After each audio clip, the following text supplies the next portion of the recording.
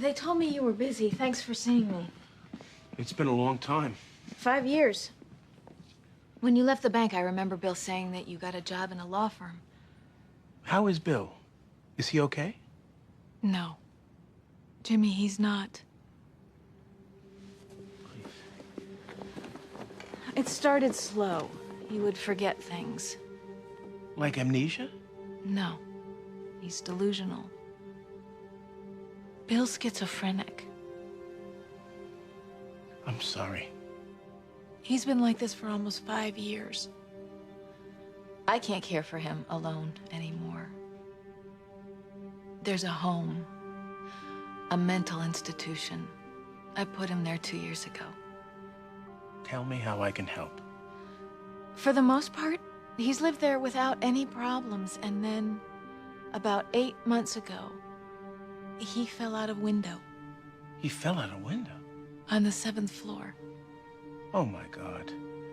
But he survived. Yes. A canopy on the 3rd floor broke his fall. That and a man named Edward Green. Who? An accountant who happened to be walking by the building. Bill landed on him and killed him instantly. Bill's being sued, Jimmy. Me too. I'm his legal guardian. Deborah, if you need a lawyer, I'll do whatever I can. He thinks he's Superman. Excuse me? My husband thinks that he is Superman. I'm not sure what to say to that.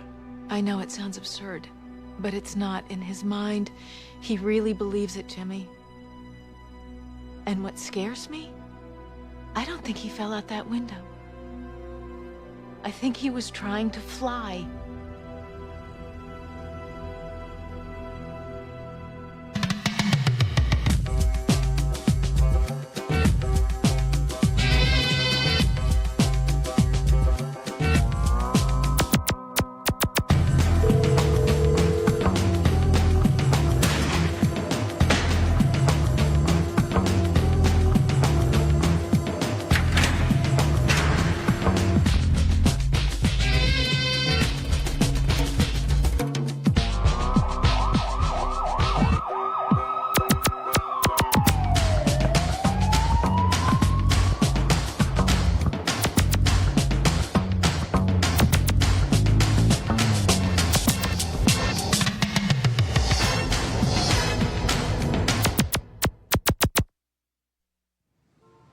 I've got a hearing that day. So do I, and mine's in federal court. We're not making childcare decisions based on jurisdiction.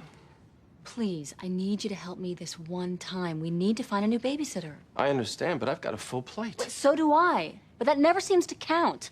Meanwhile, you keep taking on new cases. I'm being criticized for that now? We need new cases to keep this place running. Sometimes you need to choose family before work. Sorry. This sounds like a pretty good fight, but they're all waiting.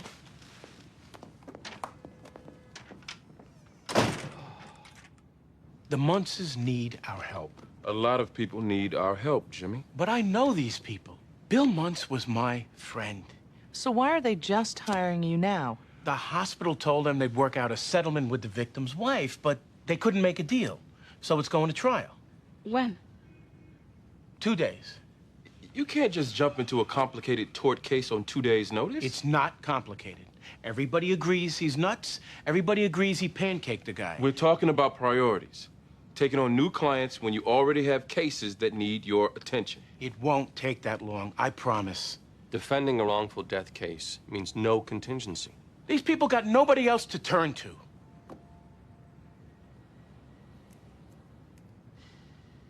One day. That's all you get. If the case doesn't settle, I want you out. That's all I ask. Now, I gotta go. Wait, Jimmy, I'm going with you. Lindsay. We need a babysitter. I suggest you start looking.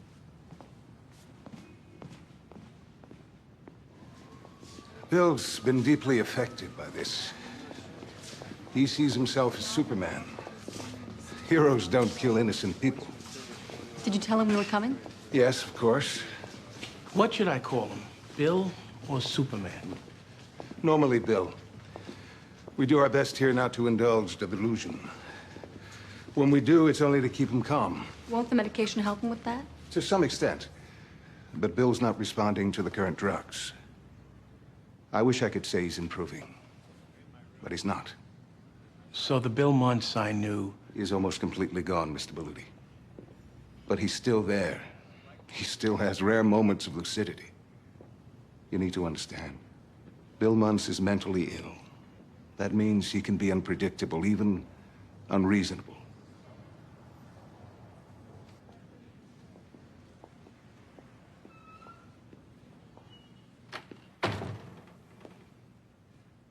Jimmy.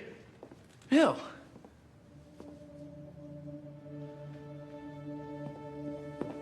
I'm sorry. When they said my friend Jimmy was here, I assumed they meant Jimmy Olsen. Have we met? No, I don't think we have. I'm Jimmy Berluti. This is Lindsay Dole. We're your lawyers. Well, you must be here about the accident. Yes, we were hoping to talk about that. Well, I don't know what more I can say. It was a busy morning, and the attendants here at times can get me a little distracted. I tried to fly without my cape. Your cape? All I can say is, I made a mistake. It's just... I didn't realize the cape was that important. Well, of course it's important. I can't fly without it. I understand. A man is dead. And it's my fault. Nothing I can do will ever change that. And I'll have to live with that for the rest of my life.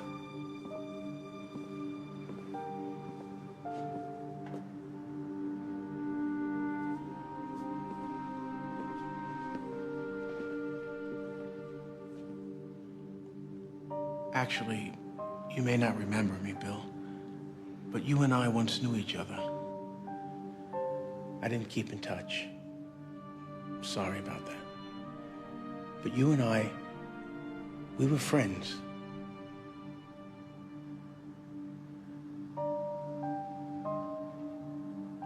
I'm sorry.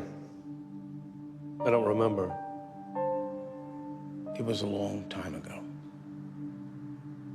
But the man I knew, he never would have meant to hurt anyone. This was not your fault. Sometimes bad things happen, even to heroes.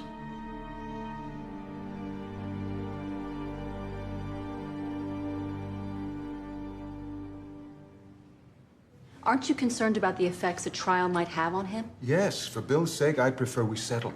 So why haven't you? We've done everything we could, but Mrs. Green and her lawyer are being totally unreasonable.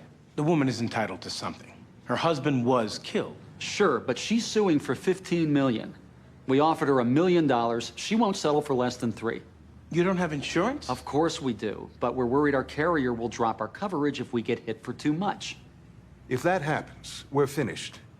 Patients that we've treated for years will be thrown into state mental institutions, if there's room. Most will end up on the street. But if you lose a trial, the sky's the limit on damages. And let's face it, he jumped out of your window. You have to think you're going to lose. Only if the jury thinks we're to blame. Wait a minute. You're going to blame Bill? He's insane. You were responsible for him. We're not blaming Bill. Who then? Talk to his wife. His wife? Ultimately, we didn't push him out that window. She did. What are you talking about? On the day Bill fell, his wife came to visit, to tell Bill she was filing for divorce. Your client wasn't trying to fly, Mr. Beluti. He was trying to kill himself.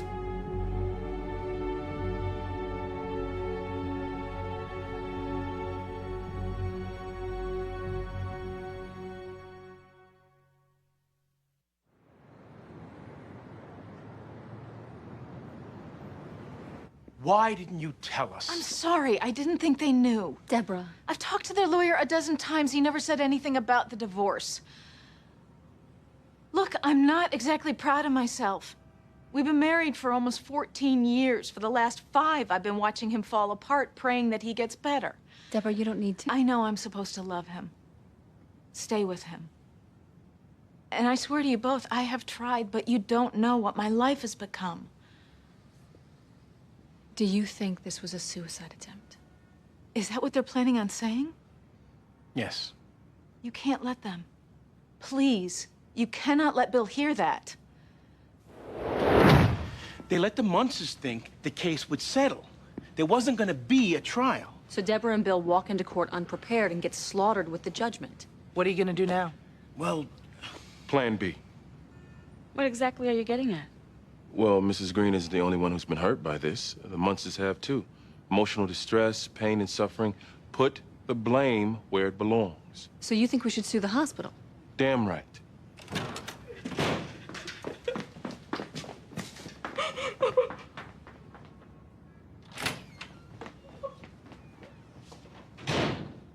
Lucy, call the agency. I need to meet with more babysitters.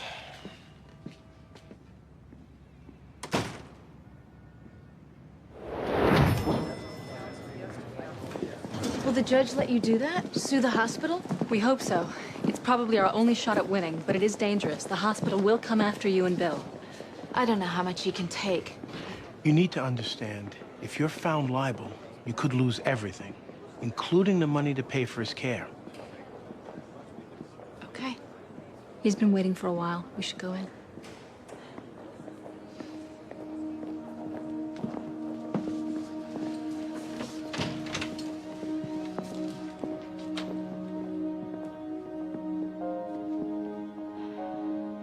Hello, Bill. Hello, Lois.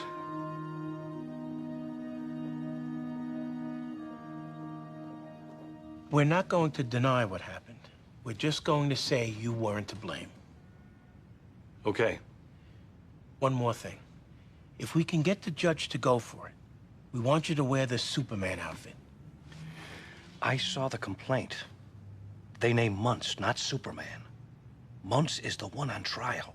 Bill, they already know you're Superman. Do they? I'm not really sure. Believe me, they definitely know.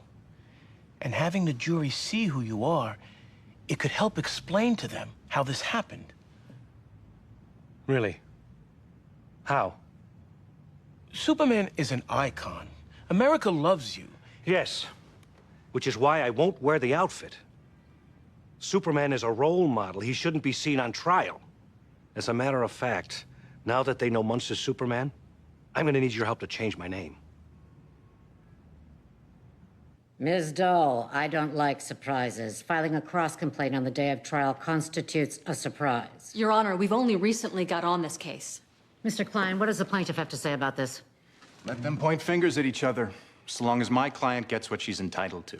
What we don't want is a continuance. We need time for discovery. You've had time. They have had access to our clients from the moment this happened. Your Honor, if the Muntzes lose, they can always come after us later. That means 2 trials with the same witnesses and the same testimony. We don't need to try this twice. Since the plaintiff does not object, and the hospital did have ample discovery, I'll allow the cross-complaint. We'll begin in an hour.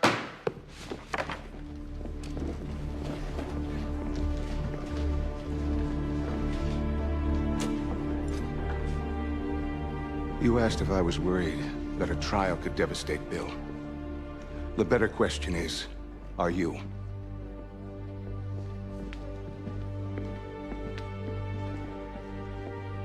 You need to understand. Dr. Gorman is a compassionate man who gets paid to care about Bill's condition. I'm not.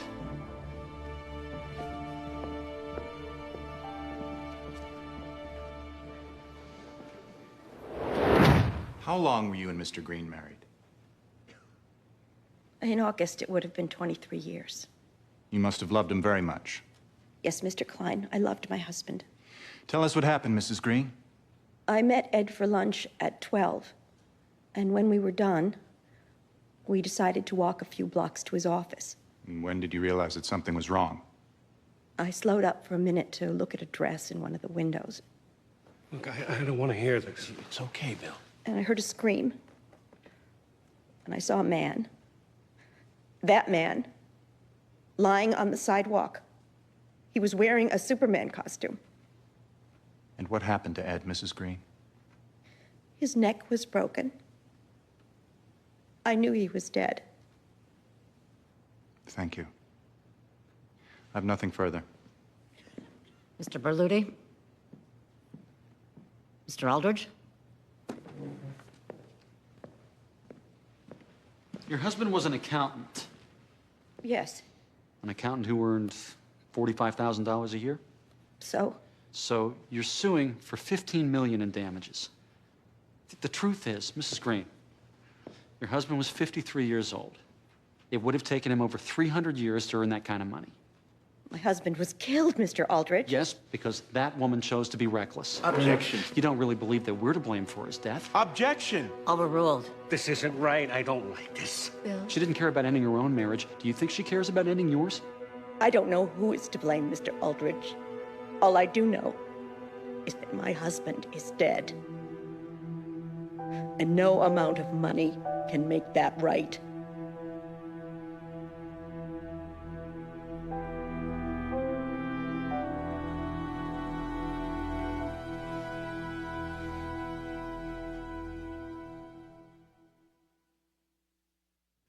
Bill's never tried to fly before. He never discussed the ability to fly. Flying is just not part of his pathology. Did Mr. Muntz appear suicidal before that day? No. If he had, we would have lodged him on a more secure floor. Then why do you think this was a suicide attempt? To understand, you need to know about Bill's condition. Has his condition improved since being at the hospital? No. About all we can do is keep him safe and calm. That means keeping stress to an absolute minimum. Why? It triggers inappropriate behavior. I think stress made him try to end his life. And what stress are you referring to? Bill's wife, Deborah, visited on the day in question. I met her at the reception desk and walked her into a private room. About 10 minutes later, I walked by that room and saw Bill alone crying. Did you ask him what was wrong? Yes, but he wouldn't say. I got him calmed down, then I went to get his medication. It was then that Bill jumped out the window. He dresses like Superman. He calls his wife Lois. But you didn't think he might try to fly. What happened had nothing to do with his assumption of Superman's identity. So he's lying when he said he tried to fly? At some level, I'm sure he believes it. But that's just the defense mechanism. Bill Muntz heard his wife say she was leaving him. Bill Muntz tried to kill himself, not Superman. And you being the doctor, you must know exactly what reality he's in at any given moment. I know he's ill. He needs a safe place, which we provided him until his wife destroyed it. Move to strike, non-responsive. Sustained. The jury will disregard. As director of the hospital, you treat patients and make staffing decisions. Yes. Doctor, isn't it a fact that last year your hospital was bought by a parent company? Yes, but... And less than 3 months after you were bought, you reduced your staff by almost 30%. The company chose to streamline our costs. The reduction hasn't proven a danger to anyone. Tell Ed Green that. Objection! Withdrawn. There were no bars on the windows, were there, Doctor? No. Because bars cost money. They also intimidate and frighten the patients. Well, that's worse than letting them fall out a window? I told you before that day he wasn't suicidal. Did you ask Mrs. Muntz why she was there that day? Well, no. If you were so concerned about Mr. Muntz's fragile psyche, why didn't you ask her why she was there? Because I thought Mrs. Muntz cared about her husband's mental health. It never occurred to me that she would behave so recklessly.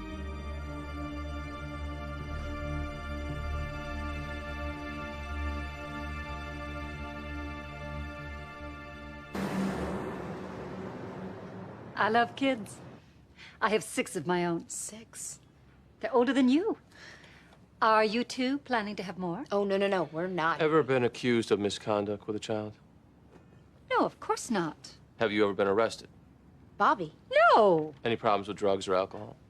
Oh, wait just a minute. The agency told me you were nice people. Sorry, this is new for me. Before I hire someone to take care of my son, I like to be sure about them. Well, I understand. I do have excellent references. I see only 2 families listed.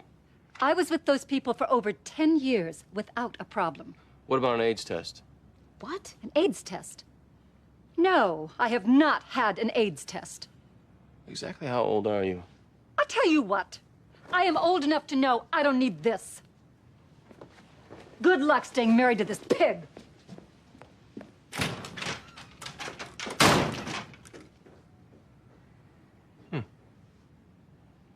What? I lost him the day he forgot my name. He started calling me Lois. Why did you place him at Clarendon Hall? I kept him at home as long as I could. Please understand, I'm still in love with the man I married. It's just, Bill isn't that man anymore. I've lost my husband. Tell us why you went to see him that day. I went to tell Bill I was asking for a divorce. Was that really something that he needed to hear? Yes. We've been together a long time. It's something he deserved to hear from me. And how did he react when you told him about it? At first, he was confused and upset. He said that Superman and Lois could never be apart. But by the time I left, he seemed okay. This wasn't the first time you considered a divorce, was it? That's not true. You didn't want to be married to a mid-level banker. You resented Bill for his lack of ambition. Objection, Your Honor. This is what Bill Muntz told his therapist the first year he got to the hospital. That's privileged. We can use his statements to defend ourselves. He's right, Miss Stoll. By suing the hospital, you waived the privilege. I loved my husband, Mr. Aldridge. Then why did you make him so miserable? He said you called him weak, stupid. Bill would never have said that. Your husband chose to be Superman. In his mind, he had to be perfect to make you happy. Objection, argumentative. Sustained. This past year, Mrs. Muntz, how many times did you visit your husband? She came when she could. Bill, please. Mrs. Muntz? I don't know. 9 times. 9 times, Mrs. Muntz. You can't even make it there one day a month. It's hard for me to see him like this. Stop him from hurting Lois. Why didn't you talk to his doctor first? Excuse me? You're his legal guardian. You were filing for divorce. You had to know Bill might get upset. Why not ask for his doctor's permission? I don't need permission to speak with my husband. Your husband, Mrs. Muntz, is mentally ill. You're going to leave him and you don't tell his doctor ahead of time? Objection. Stop it! None of this has anything to do with truth or justice. Mr. Muntz, sit down right She now. doesn't have to worry about me. I'm Superman. Counsel, sit him down now, or he's out of here faster than a speeding bullet. Please.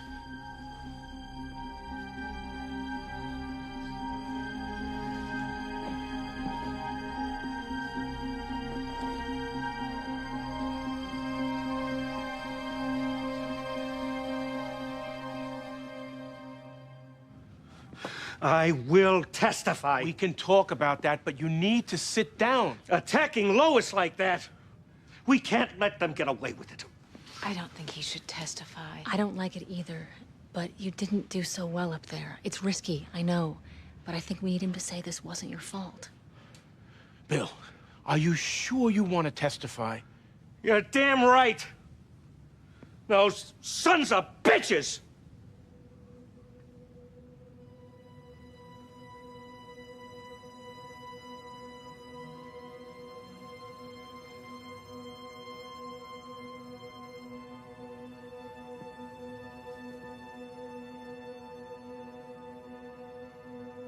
I'm sorry. I don't know why,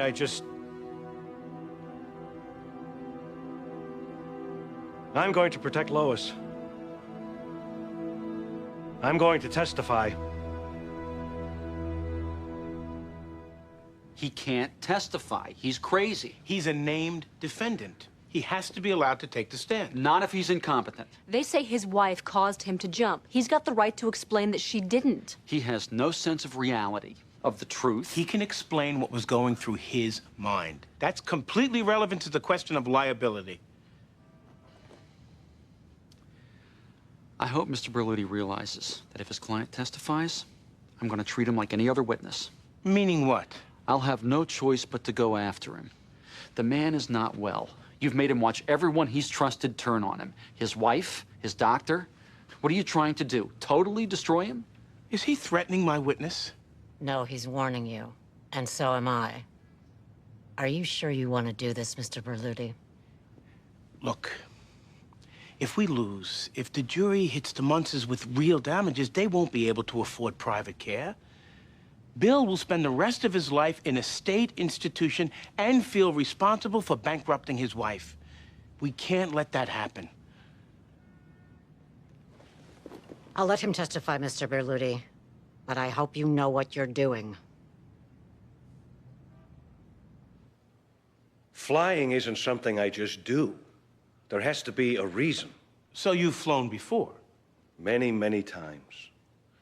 Why did you want to fly that day?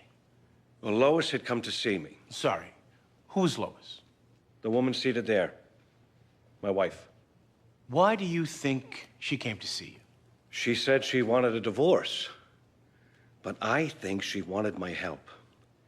I think she was in some kind of danger. What kind of danger? I don't really know.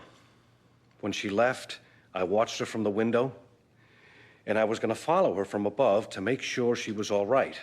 But that nurse, she started harping on me about going down to lunch. I forgot my cape. I need the cape to fly. So you weren't trying to hurt yourself. You were just trying to fly. That's right. Thank you. Nothing further.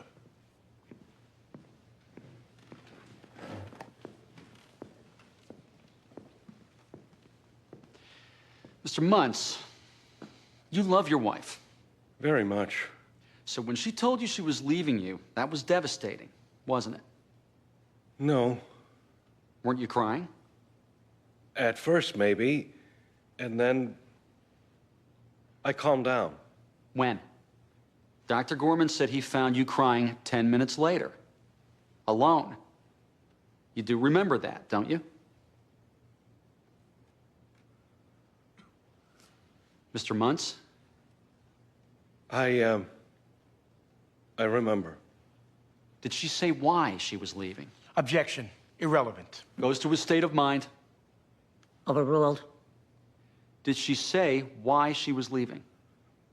Not really. Not really? Didn't she tell you exactly why? Isn't it a fact that your wife told you she had met someone else? A man she met at work? What? Objection. Lacks foundation. I can lay the foundation. I've got photos. Objection. Overruled. Mr. Muntz, do you remember the question? She didn't say that. I don't know what he's talking about. Mr. Muntz, you tried to kill yourself, didn't you? No, Your wife told you that she had fallen in love with another man and you tried to kill yourself. Isn't that right? I don't know what he's talking about. I don't know what he's talking about. I don't know. I don't know. I don't know what he's talking about. I don't know. I don't know. I don't know what he's talking about. I know that Lois, she would not tell me anything like that. She wouldn't say that she was seeing somebody else. I don't know.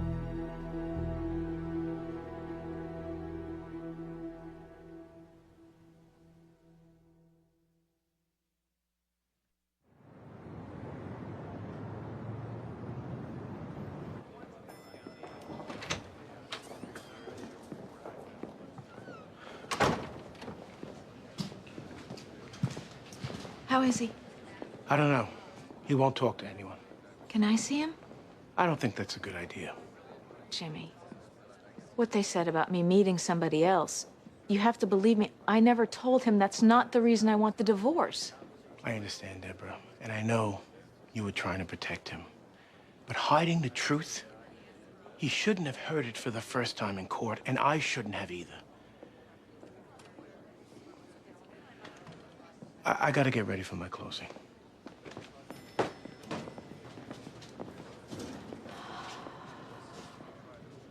I'm sorry.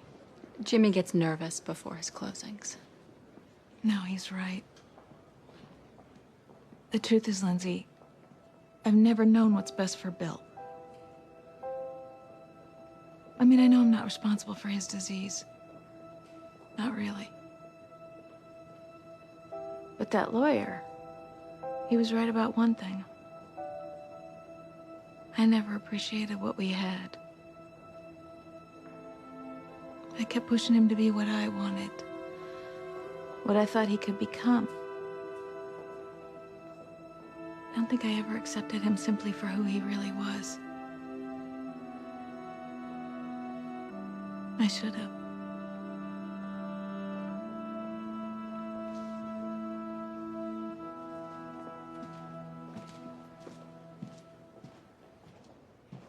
In the law, we have a doctrine called res ipsa loquitur. The thing speaks for itself. Sometimes negligence is so obvious, so blatant, the law simply shifts the burden to the defense. We know someone was at fault for this, so explain to us why it shouldn't be you. Here, we have two defendants at fault. A wife who drove her husband to attempt suicide, and an institution that failed to control its patient. Who's more to blame? That's your decision. But there was negligence here. Mentally ill men in costumes don't just drop on an accountant's head. He's convinced that he's Superman, but they never expected he might try to fly? Ed Green would be alive if there were bars on those windows. It really is that simple. You have to ask yourself, who was in the best position to prevent what happened? They were in control. They were responsible for keeping him safe. That's what they were being paid to do. The fact is, Clarendon Hall isn't really a hospital. It's a business. These people care about profits, not patients. And that's why they didn't have bars on the windows. That's why they didn't have more staff on that floor. Dr. Gorman saw Bill Muntz crying in his room. If anyone had stayed in that room, Ed Green would still be alive. If they really think he tried to kill himself, imagine the cruelty of revealing to him that his wife is seeing another man right here in open court. Now, I don't know much Latin, Mr. Klein, but that's a thing that speaks for itself.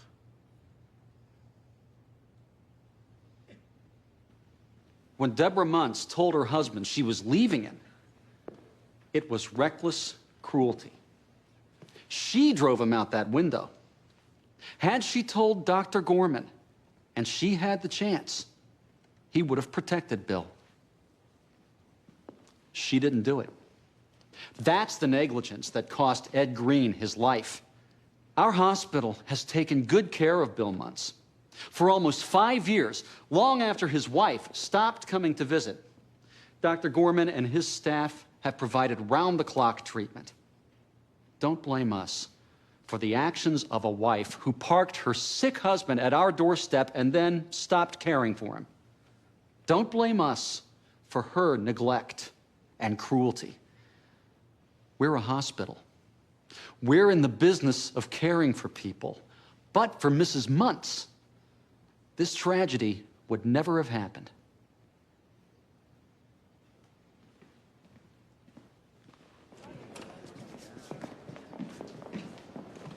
Bobby, what are you doing here? Is it over? Jimmy's with the Muntzes. We're still waiting for a verdict. What do you think?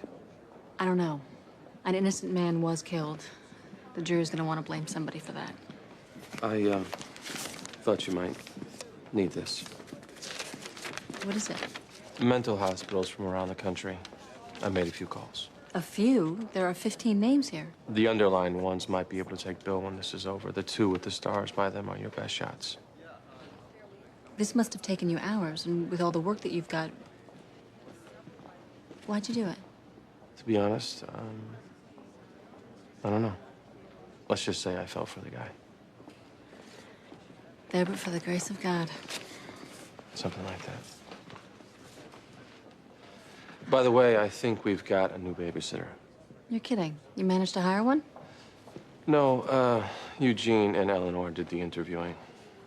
She seems very nice. You still get the credit. Thank you. I better get back to the office. Bobby?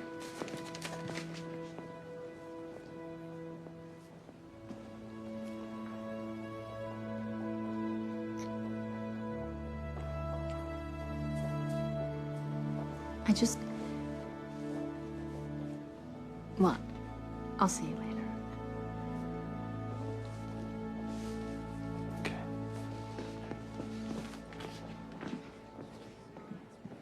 Miss Dell, the jury's back.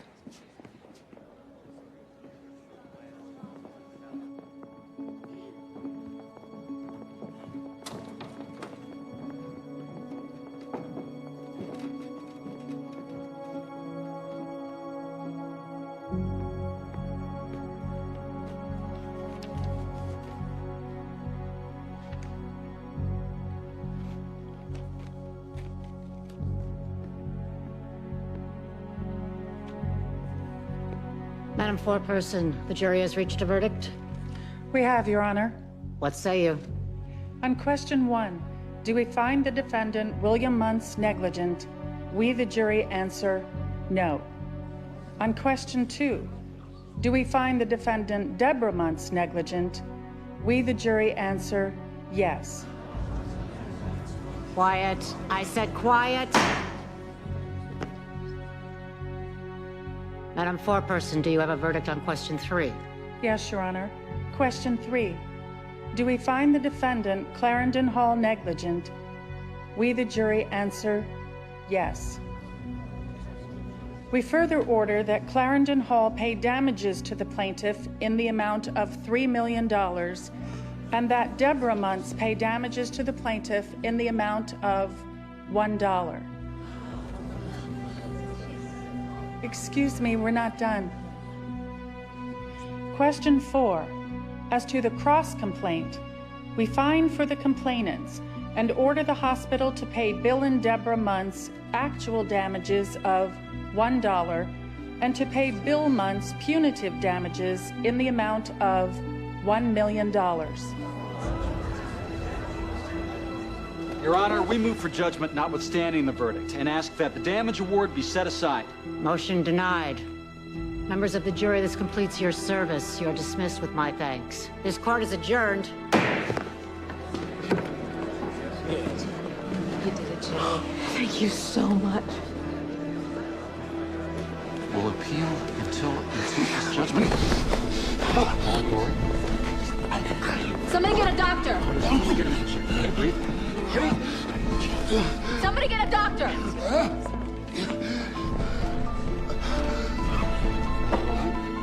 What is it? Can you breathe?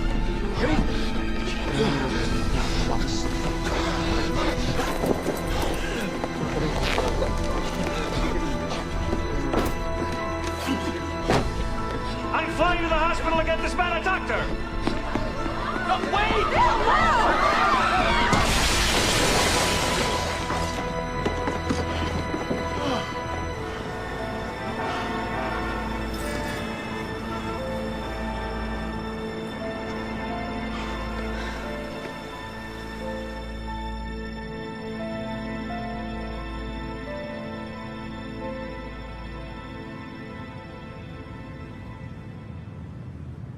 He was having a heart attack. It's a panic attack, Bill. Some minor chest pains caused by stress.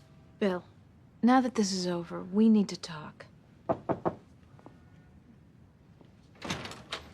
May I come in? This is a client meeting. Come on, Bill. What are you doing? Taking Bill back to the hospital. The lawyer says our appeal should take a year. Whatever you may think, Mr. Berluti, I'm still his doctor. Bill tried to save my life.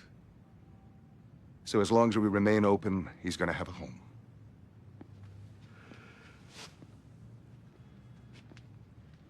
You don't have to go with him, Bill. There are other hospitals that might take you in.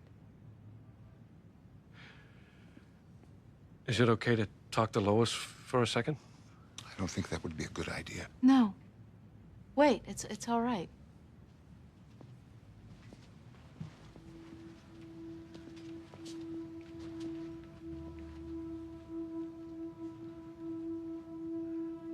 I want to come home. I know. But you can't. You don't love me anymore. It's not true. I just can't take care of you anymore. Whatever you did, if you met someone else, I don't care about that. All that matters to me is that we stay together. I can't do this again. I'm sorry.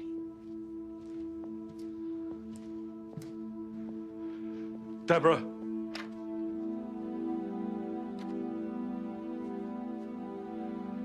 I'll use whatever name you want.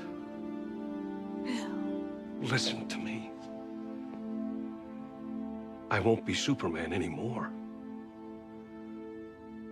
I promise, I can do it. You can't. The world needs Superman. Especially now. And no matter how much I might want to, I can't ask you to stop being who you really are. I love you. I love you too.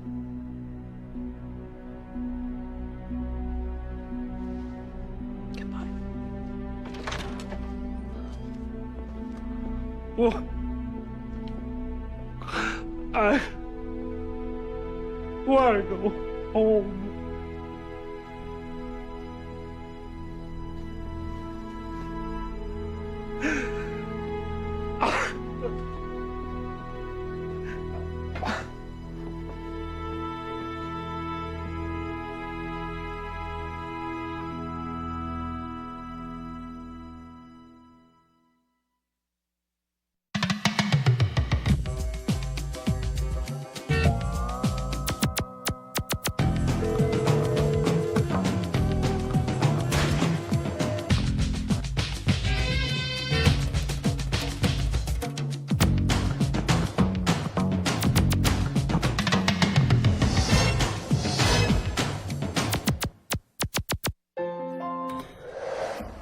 You stinker!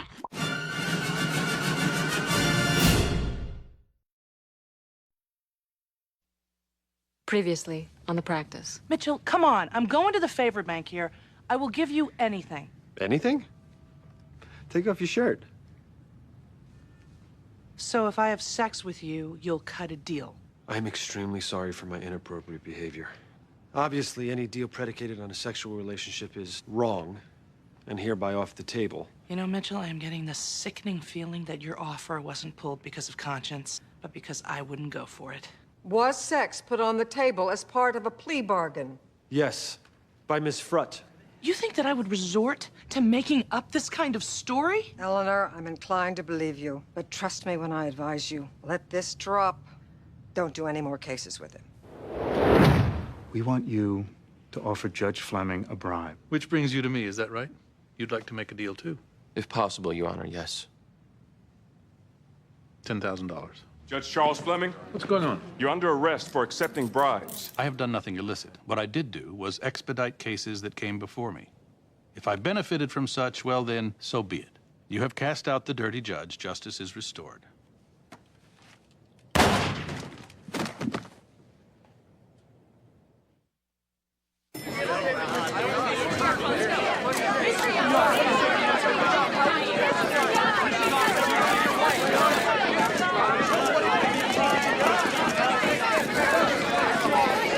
That's correct, Your Honor. We are seeking an immediate modification of the court's previously issued conditions of release. Yes, just a moment. $50,000 bail, a stay-away order forbidding contact with the wife or child, and the suspension of any rights to make health and welfare decisions regarding that child. Those rights shall reside with the mother. This all seems equitable given the seriousness of the crime with which your client has been charged. I'd ask you to consider the nightmare in which my client finds himself. Your Honor, Mr. Goss created that nightmare by putting his daughter in a coma. Mr. Goss is innocent. He has been Baby M's primary caregiver while his wife worked, and now his child is sick. But under this court order, he is neither permitted to see his child nor to make critical medical decisions that could determine whether she lives or dies. Then you do understand my decision. The fact remains, my client's rights as a parent should not be denied simply because he's been charged with a crime. We're going in circles here. This father is requesting that every effort be made to save the life of his child. He knows if his child dies, he will be facing this jury on murder charges. This is about baby M. Where is your compassion? I have no compassion for a man who beats an innocent child. All right, that's enough. Till Mr. Goss is cleared of the charges made against him, I have no intention of endangering anyone. The court's conditions for release, including those involving your client, to keep him away from seeing his wife and child, stand. And if Mr. Goss refuses to abide by those conditions, I'll throw him in jail. Now, if there's nothing else. Your Honor, may I approach?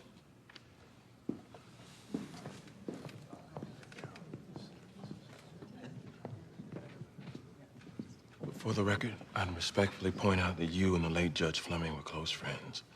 I'd also make it clear that my partner, Bobby Donald, was recruited by the U.S. Attorney's Office, and the fact that Judge Fleming took his own life after his wrongdoings were uncovered. What are you implying? The court's duty is to set reasonable bail.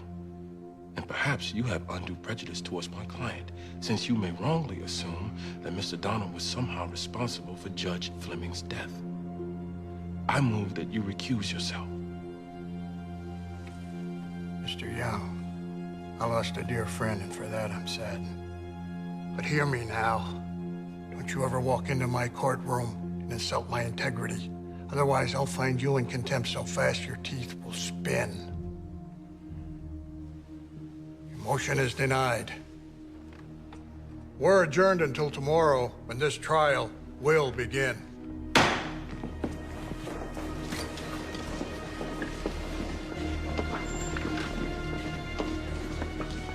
Taking a big chance. Yeah, but now if we lose, we can raise the judge's bias on appeal. This case is as ugly as it gets, and it just got a lot uglier.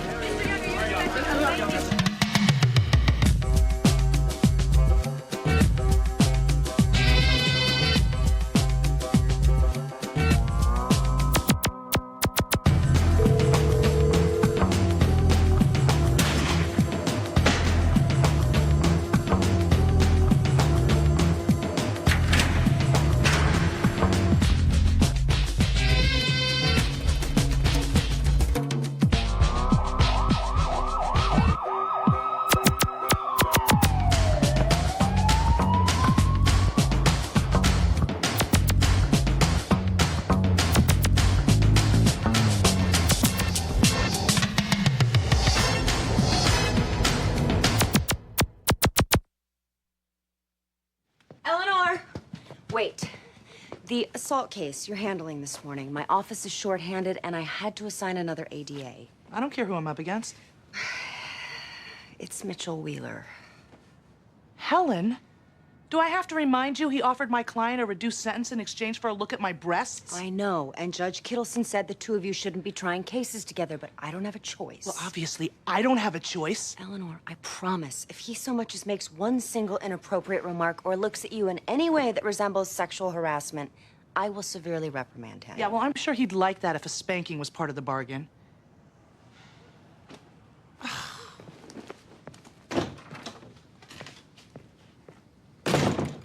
What matters is what the jury thinks. And trust me, they can't see the face I'm seeing now. How can the judge forbid me from being with my own daughter? Tom, try and relax. We're doing all we can. Really, this is just the beginning. Yesterday was worth the shot, but the court didn't budge. If your wife decides to disconnect Mary Beth's life support before the verdict, you have to accept... Kelly won't disconnect life support. I received the prosecution's witness list. Your wife is on it, and she's testifying against you.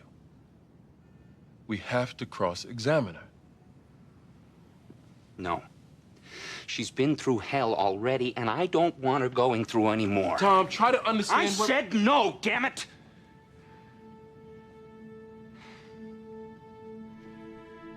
You and I don't know what your wife will say when she gets up there.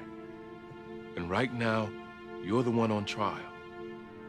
The only other person who could have put your baby in the hospital is Kelly. It's either you or her. I need to go for a walk. Listen, Tom. Get out of my way!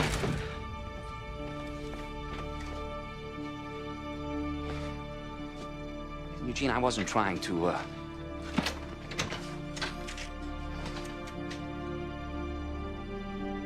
Go for that walk.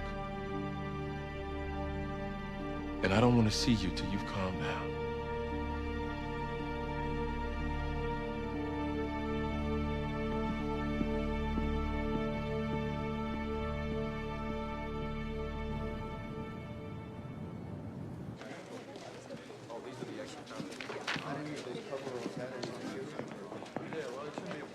Morning, Eleanor. Don't talk to me.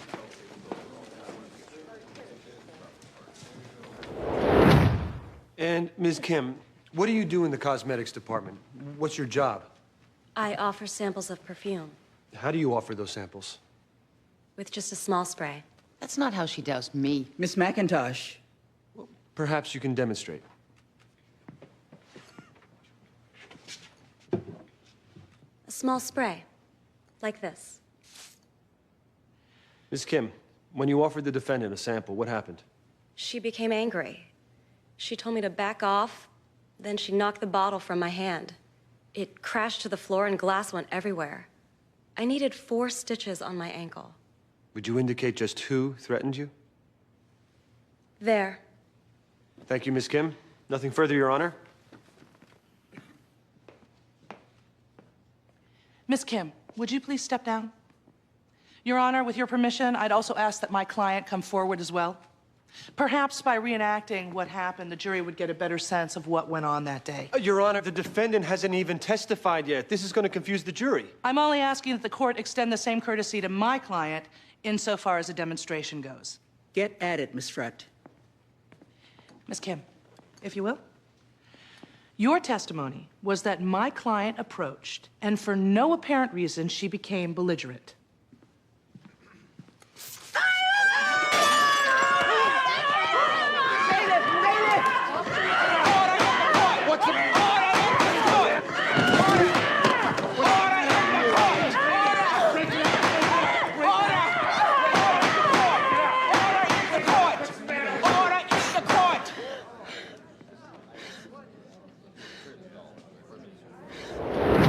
My partner and me, we got a call from dispatch of a baby in distress. When we arrived at the defendant's apartment, we rang the bell and we knocked on the door. Did the defendant respond? Yes, he said he wasn't able to wake his baby from her nap. In fact, he wasn't even sure she was alive. How would you describe Mr. Goss's demeanor at the time? Well, he didn't seem upset like you'd normally expect. Objection. Sustained. Just tell us how the defendant appeared. He was quiet, kind of detached. All right, what did you do next? Well, we were directed to the bedroom where we found the infant lying face up in her crib. She wasn't breathing and she appeared cyanotic. She was bluish, meaning she'd been without oxygen for some time. Her heart was beating. My partner found a very weak pulse while I was bagging. I was helping her to breathe. During all this time, was there anyone else in the apartment? No, just Mr. Goss. Tom Goss called 911, correct? Yes. So then obviously he cared about his daughter. Objection, speculation. Overruled. It didn't seem that he cared. Are you telling me that in all the time you've been an EMT, you've never witnessed anyone react the way Mr. Goss reacted? If my baby had stopped breathing out... But this wasn't your baby. Isn't it possible, believing his daughter was dead, that my client was in shock? Okay, sure, but I was... Were there any signs of bruising? I didn't notice any. Any signs of abuse whatsoever? Look, this was an emergency response. I was there to save a life. It would have been impossible for me to notice everything. That's exactly my point. Nothing further. Prosecution calls Dr. Daniel Taylor, a pediatric care specialist at Boston General. I've been at Boston General 22 years, chief of pediatrics for 12. Were you involved in baby M's care? From the beginning. She was born 6 weeks premature. Did she suffer any complications as a result of her premature birth? Well, her cardiovascular, respiratory, and even neurological systems were all underdeveloped. But I expected her to mature into a healthy child. How many times did Baby M visit your office? Over 8 months, about 16 times. Who would bring her? Almost always Mr. Goss. In about the 3rd month, I started seeing indications that something was wrong. And on one visit, I noticed that the baby's left leg was bruised. Did you ask Mr. Goss about it? He thought perhaps she had rolled against the side of her crib. There had been no bruising before that incident, so I didn't think much about it. Was there a second incident? Sidebar, Your Honor. Quickly.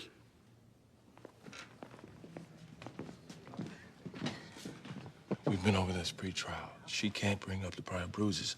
There's no evidence linking them to my client. It's prejudicial. This is the treating physician, an expert witness who can testify what he based his opinion on. You've got no proof and no connection to my client. He can explain his opinion. It's prejudicial. Oh, come on. What is it, Eugene? You afraid the jury's gonna see your client for the lowlife he is? Enough. I'm going to give the jury a limiting instruction and permit this line of questioning for a while, Miss Gamble. But you're on a short leash. That's crap, and you know it. You better check your emotions, counselor. Whatever your personal animus might be towards me, you're not acting in the best interest of your client. I suggest that you get a grip before you jeopardize him even further. Let me help you. Take a recess.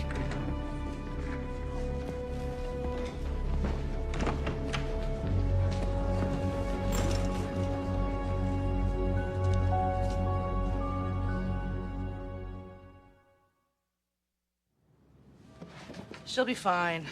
In fact, probably a little bit richer since the prosecution's witness flipped out on her. Why were charges filed in the first place? Because the woman is off her nut and Mitchell Wheeler is a horse's ass.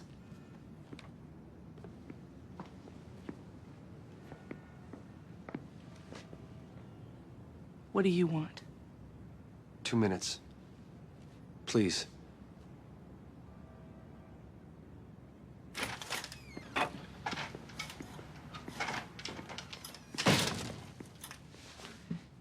You've got 1 minute. When I offered to reduce your client's sentence to see your breasts, I not only obstructed justice, I hurt you. We were friends. I don't think you realize just how much you hurt me. You accused me in front of Judge Kittleson. I was blindsided. All I could think to do was accuse you. This isn't sounding like an apology, Mitchell. Try to understand. It was either embarrass you or get disbarred. You made the wrong choice. I know. And if I could do it all over again, I'd own up to my behavior. Eleanor, I'm sorry I hurt you. And I hope that someday you're able to forgive me. If you want to speak to Judge Kittleson, then I'll back you up. Do not make this my responsibility. I don't even know why I'm listening. You accused and humiliated me in open court and then crushed me by suggesting I needed psychological help. You are a real bastard.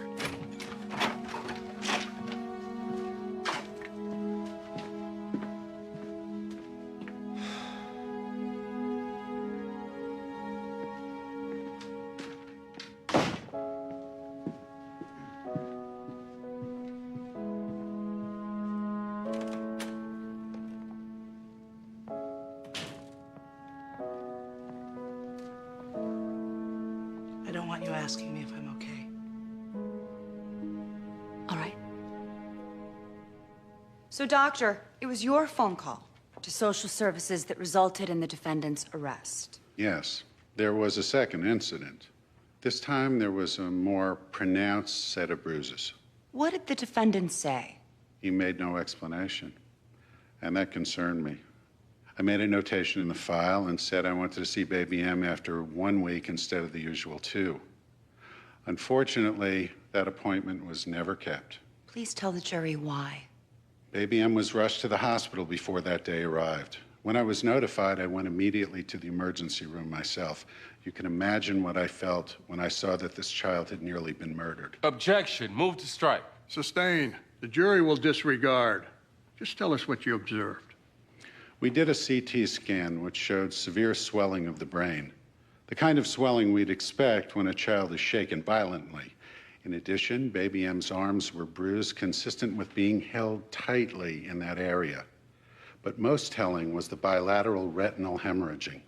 What would cause the hemorrhaging? In an infant, aggressive shaking. The force of such movement is more than enough to cause injury. It's my medical opinion that baby M was shaken almost to death. Is there any way to determine when the incident occurred? Not with precision, but based on my experience, it's my opinion that this occurred no more than 12 hours prior to baby M's arrival at the hospital. Did you mention that to Mr. Goss? Yes. He said it was impossible that the baby hadn't been out of his sight all day. Dr. Taylor, isn't it possible that this child's injuries occurred a full 72 hours prior to her arrival at the hospital? That's extremely unlikely. The question is whether it's possible. Shaken baby syndrome can manifest itself up to 3 full days after the baby's been shaken, correct? That's very rare. Well, you don't have any idea who handled that baby in the 3 days before the crisis, do you? No, I don't. You claim you saw bruising on the child's leg and even more pronounced bruises on the next several visits. Yes, and as I'm sure you know, you can find those noted in her chart. If you'd become so concerned, why didn't you notify social services prior to the date of the emergency? I wish to God I had. But at the time, I couldn't be sure of abuse. Yes, but you aren't any more sure now than you were then. Those bruises were consistent with abuse, Mr. Young. When I arrived at the hospital to evaluate the baby, I had no doubt whatsoever she was shaken. And you know that because you saw the swelling of the brain as well as the retinal hemorrhaging. That's correct. Well, couldn't the swelling have been caused by a cerebral aneurysm? I conducted a CT scan. I would have seen an aneurysm on that scan. What's more, an aneurysm alone wouldn't explain retinal hemorrhaging. Isn't it possible, if not likely, that a loving father in shock upon seeing that his child isn't breathing might lift up that child and try reviving her, and in that moment of fear, produce the retinal hemorrhaging of which you're talking about? I highly doubt that. You may doubt it, but the fact is you don't know to a medical certainty when this happened. And unless you were there, you don't know who, if anyone, is responsible. Objection argumentative. Overruled. This could have been an accident. This was not an accident. Then, for all you know, Doctor, Mrs. Goss is the one who harmed her child. Kelly would never hurt our daughter. Please, don't listen to them. Mr. Goss, sit down. I told them you couldn't have done this. Mr. Goss. We love our daughter. Why won't you believe me? Tom, sit down.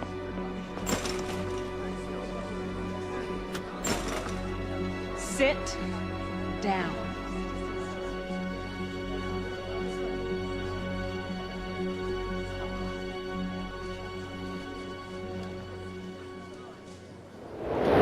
If anyone's got an idea, don't hold back now. The wife ran from the courtroom? She's afraid of her husband. That's what the jury's gonna think anyway. Didn't Eugene cut down the paramedic and make good points with the doctor? He's chief of pediatrics, Jimmy, not some intern. He was effective. And any points I made were forgotten when Tom lost control. Is it really that bad? It's not good. And right now, Tom Goss is our biggest problem. Why not have him testify? That's not an option. He's too unpredictable. Okay, so who do they have next? The wife. Rebecca, you ready? I'll do what I can. Rebecca, we need this. I understand. But Tom is still the key. If he won't give us anything to attack her with on cross, he's going to prison.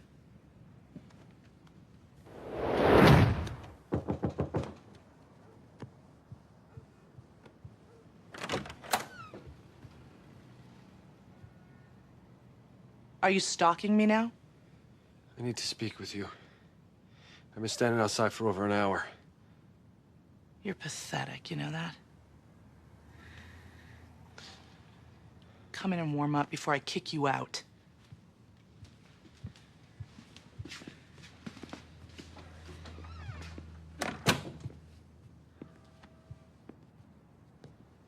The cops did a more thorough background check. Seems Catherine Kim's been involved in 2 similar incidents prior to this one. I've advised my client to sue. What you said this afternoon. I want you to know I heard you. But I also want you to know, immediately after what happened in Kittleson's courtroom, I started to take stock of myself. My divorce is final in 3 weeks. This is my last case with the DA's office. I quit today. If I was capable of propositioning you in exchange for a lighter sentence, I mean, if I was able to betray our close friendship like that, then I needed to examine my life. Eleanor, I am so sorry.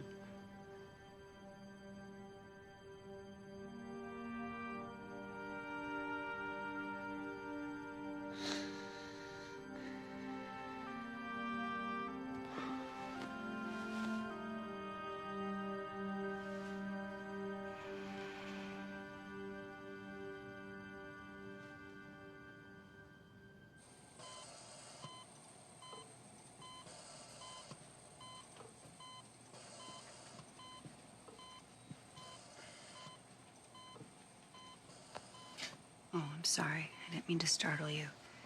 It's okay. Just left court so quickly, I thought I'd find you here. Is there anything I can do to help? Would you sit here with me? You don't need to stay long. Just... Of course.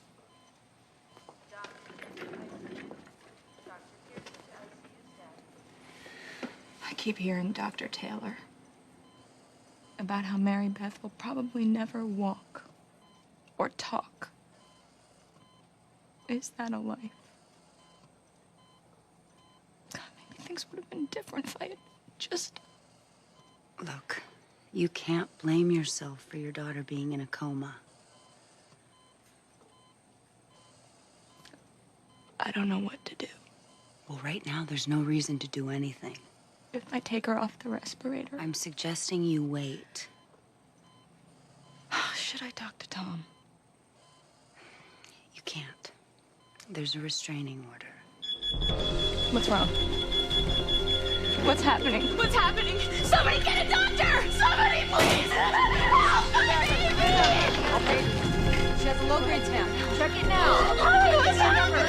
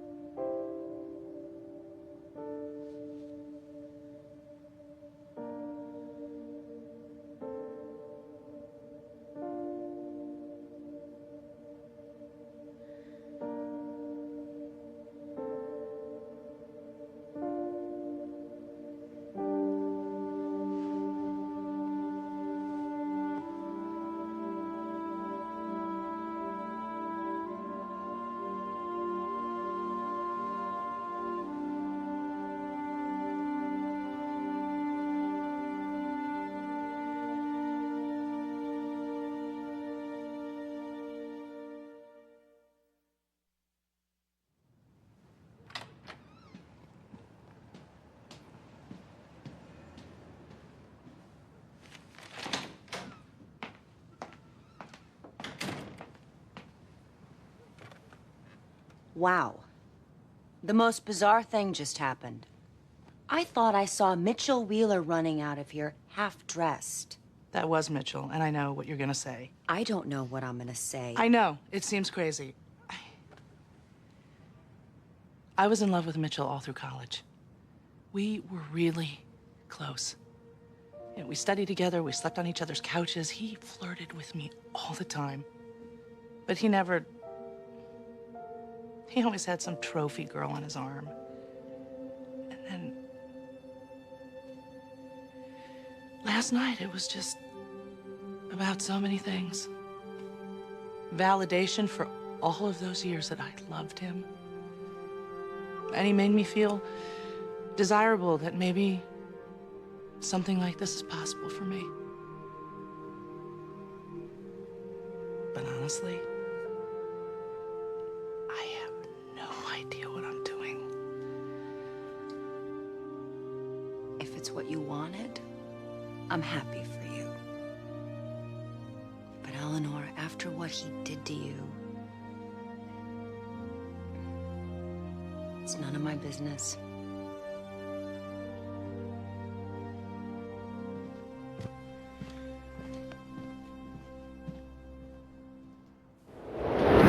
Your wife was right there with her. Mary Beth, she's all right. She's fine. It was a small seizure. I want to see my daughter. The judge can't do this. It isn't fair to Mary Beth or Kelly. I need to testify. I want to tell my side of what happened. You did damage to yourself in court yesterday. The jury won't forget that. What better reason for them to hear what I have to say, to explain? Explain what? How you lose control? With your wife? With me?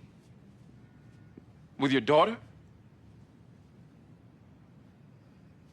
How can you say that? Right now, nobody's gonna believe you. It's your decision. But my advice is you sit in that court and keep quiet.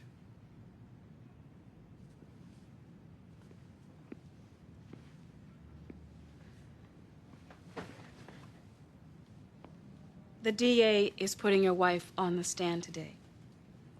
Tom, I have to cross-examine her. No. You want to cross-examine Kelly and suggest that the mother of my child is responsible for what happened.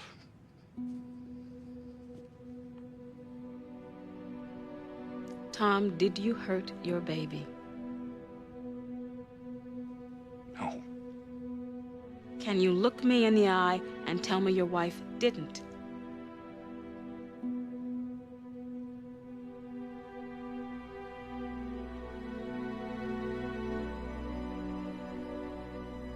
Then you owe it to your child to allow us to try and find out the truth.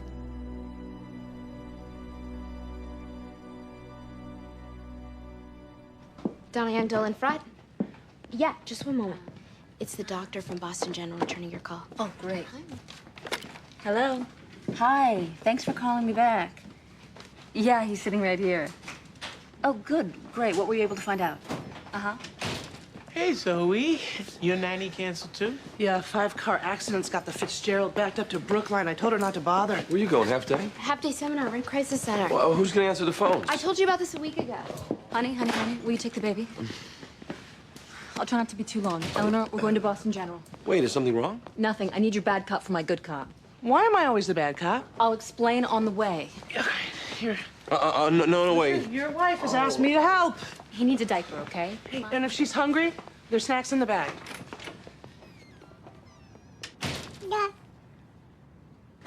Your Honor, the prosecution calls Kelly Goss to the stand. Whatever happens, keep quiet and just sit there.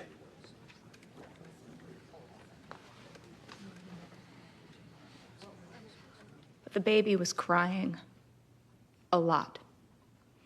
She wouldn't sleep for more than an hour at a time.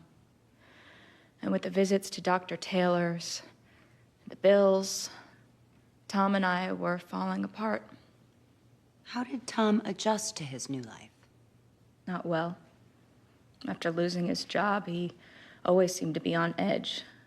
He has a short temper anyway. Objection. Sustained. Did you ever see your husband hit the baby or hurt her physically in any way? No, but he yelled at her sometimes. I already said she was crying all the time. And during this time, how were you and your husband getting along? We loved each other, but we had these fights. And once Tom was so upset, he said he felt trapped and he wished that we'd never even had the baby. I don't think he meant it, but he said it, and it scared me. What was your daughter's condition the night before she was taken to the emergency room? Well, she was crying almost constantly.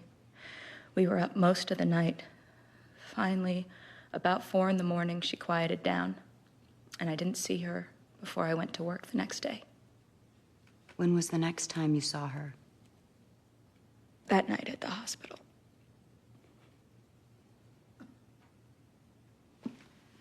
Mrs. Goss, your husband wasn't the only one falling apart, was he? Things were hard on both of us. In fact, after giving birth, you suffered from postpartum depression, isn't that right? Objection, Your Honor. Relevance. A little leeway, I'll show the relevance. With caution, counsel. You were so depressed, you started drinking, didn't you?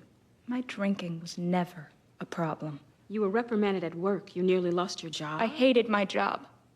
And when I came home at night, there was even more work with the baby. And that made you angry, didn't it? You fought with your husband because he was concerned you were losing control. I would never harm my child. Mrs. Goss, 1 week prior to the emergency, did you shake your baby outside the apartment in the hall? What? You were juggling a bag of groceries and your daughter was crying. Your Honor. You heard the phone ring inside and you had trouble with the door. Your Honor, objection. Overruled. Wasn't your neighbor standing in the hall and didn't she see you shake your baby in anger and frustration? Absolutely not. That isn't true. The night before the emergency, you said your daughter kept you awake for most of the night until she fell asleep about 4 in the morning? That's right.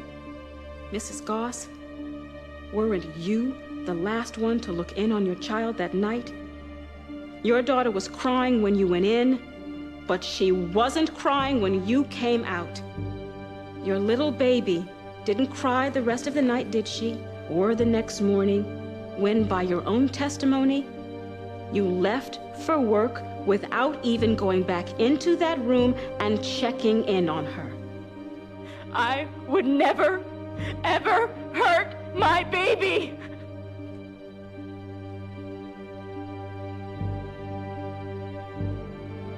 I have nothing further.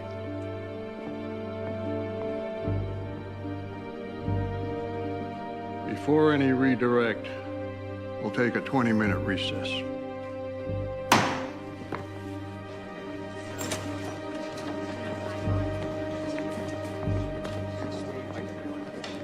Eugene, are you still crossing Mrs. Goss? Just finished. Well, you'll need to recall a witness.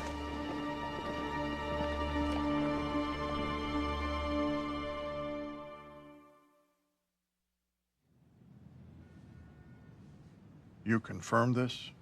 We've checked into it, Your Honor. It's all been confirmed, yes. How could this happen? I think we're about to find out. Come in. Hello, everyone.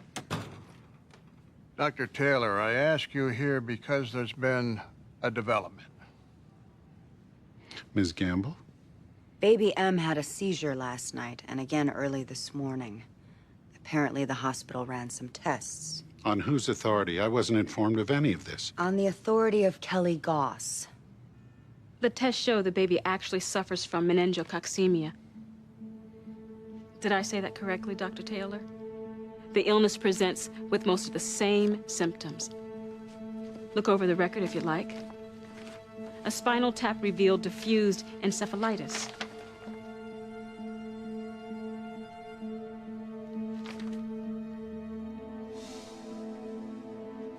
You can't blame me for this. Based on the parents and the child's history and the symptoms that I saw, my diagnosis is completely justifiable.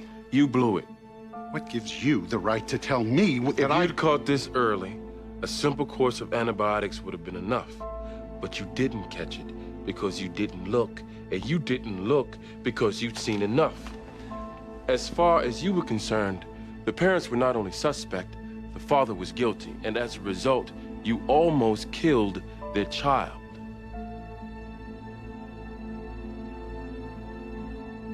You blew it.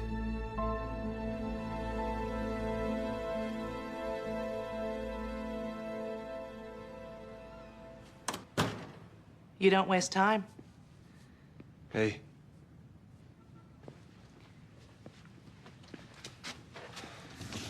You're not a little scared? No. I'm terrified. Maybe that's why I'm only running away for a week. Where'd you decide to go? Scotland. Wanted to visit for as long as I could remember. Plus, It's far away. there's that. Do you regret last night? No. Come with me. Come with me?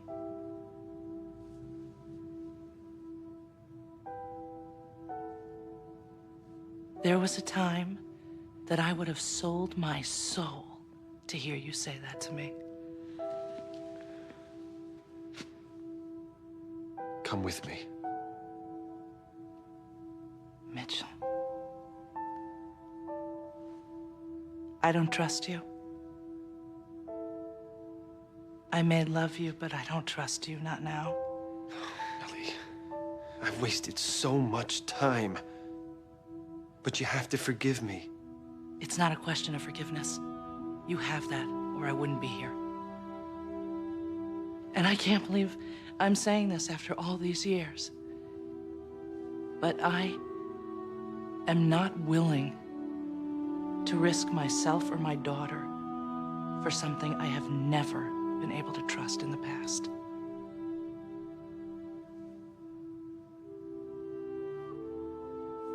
It's a brave thing, what you're doing, a necessary thing. But you can't do it with me. Then I want to change that. Ellie. If nothing else, please believe that my love for you is real.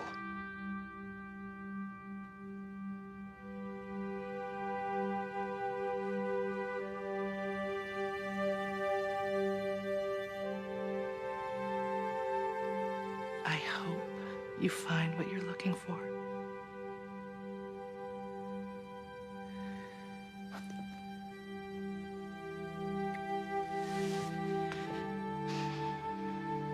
Goodbye, Mitchell.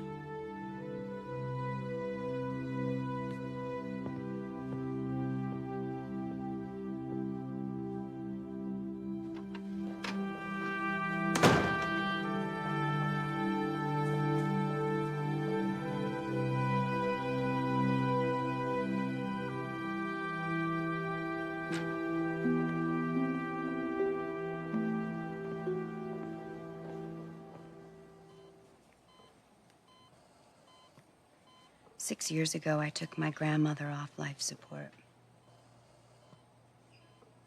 I've regretted it ever since.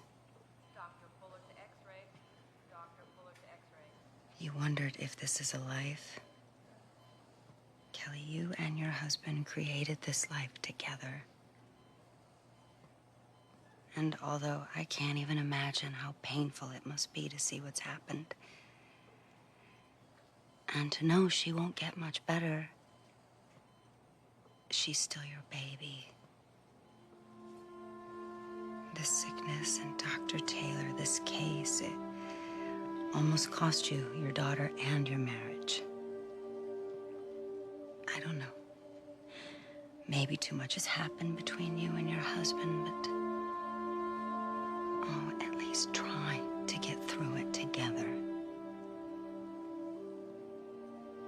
You deserve that. So does Mary Beth.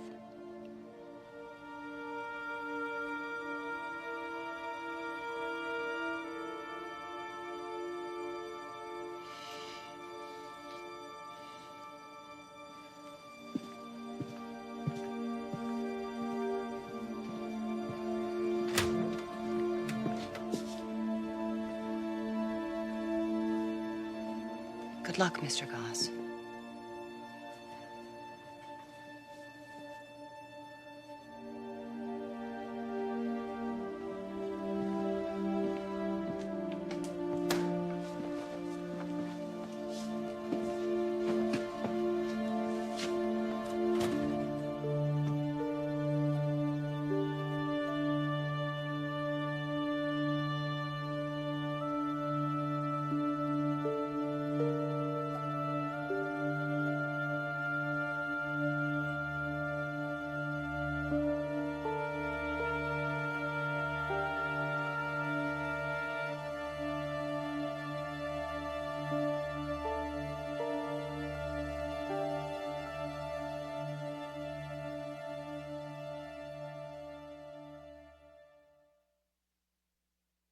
Next, on the practice. Mr. McIntyre, he was like an uncle to me. This man killed your father. I don't want to sound flip, but that isn't much of an uncle. I saw Mr. McIntyre's photo in the newspaper yesterday morning. He just isn't who I saw that night. You just screwed me over in this case. And if McIntyre walks because of it, I'm going to take that very personally. They pled it down to a misdemeanor. You don't have to serve any time. You gave me a second life. Stay away from this kind of thing, okay? I got jammed up again. I'm really busy. I held up a convenience store.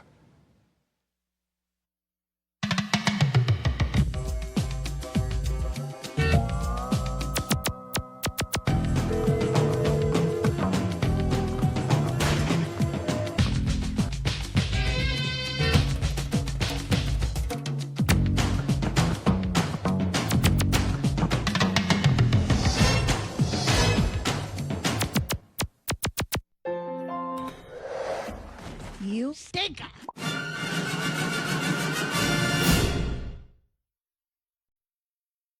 I'm not sure how I'll react on the witness stand. Patricia, I know you can do it. Mr. McIntyre would...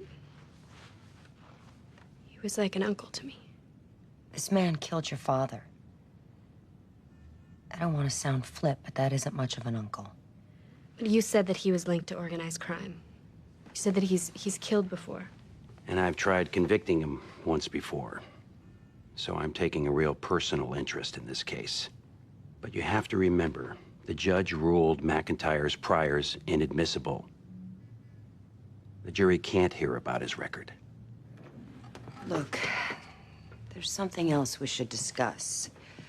One of our witnesses, the better of the two, just left town.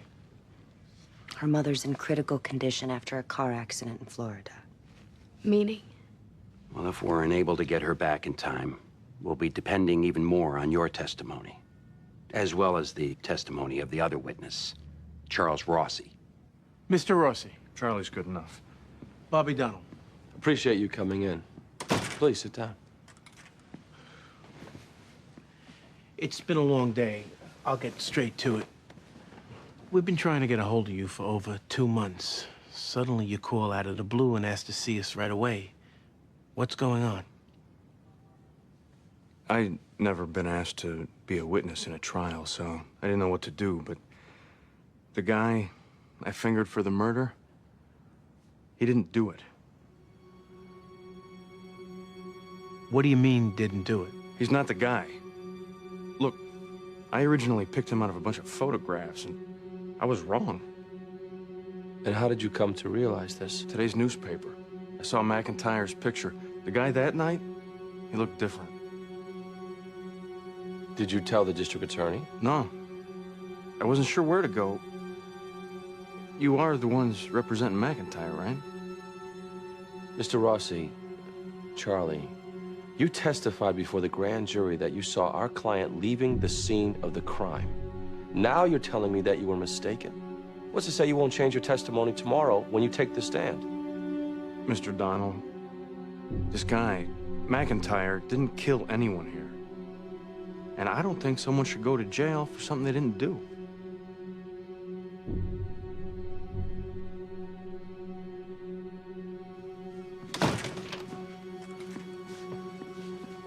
What do you think? I think we don't look a gift horse in the mouth. How about getting a statement? Not on our client's life. We'd be obligated to tell the DA. This is Michael McIntyre's lucky day.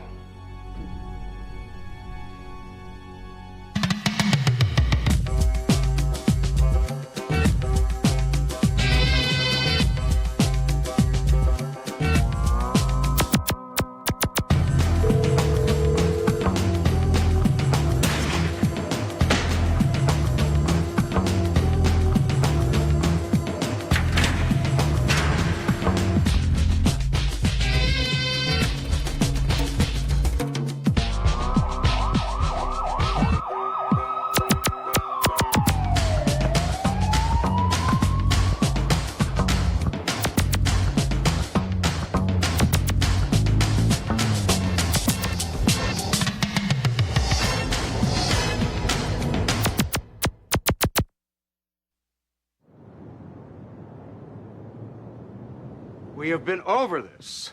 I want to take the stand. You do that and your record could come in. I don't care. You should care. You were tried once for killing your former business partner, and now you're on trial for killing your current business partner. Even though you were acquitted, there's a chance the judge would let the prosecution ask about it. Jimmy's right. We do not want to open the door on prior bad acts or pattern evidence. Look, there is good news. One of their witnesses, a man named Charles Rossi, came to our office last night and told us he misidentified you. Thank God. Don't get too excited. The prosecution still has another witness. Well, didn't they just lose half their case?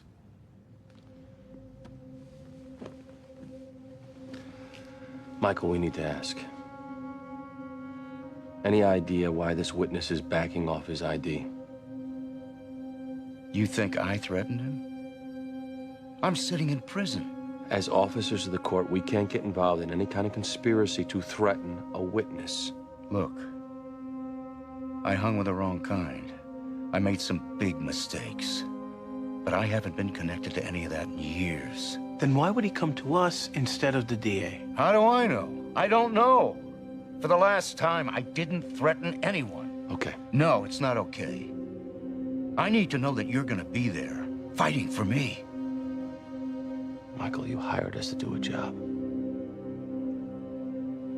We'll do that job. I just want to make sure that you're comfortable with me.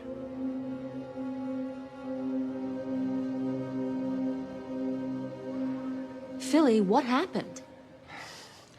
I was walking past this jewelry store. I saw the most beautiful watch. I couldn't help myself. You've never done anything like this. You scalp tickets, you run poker games. I know, but the watch, I mean, it was a Breitling chrono. Shiny, gold plate, 3 dials, the whole deal. Goes for too large. And you thought you'd just waltz out of the store with it? The salesman, he was busy with another customer. I thought I could outrun him. And what's with the written statement? The cops caught me half a block away with the watch in my pocket. Philly, this just doesn't make sense. You're not a thief. I know you. I got desperate. I needed the money bad. So I did something stupid. Grand larceny. Pretty stupid. You may not get out of this without some time. How much time? If we go to trial, more than if we plead, but I don't mean just a couple of months at a corrections house. We could be talking years at Walpole. And at your age and your condition... I'll do all right. You don't worry about me. Philly, are you okay? You don't look well. I'm just scared, that's all.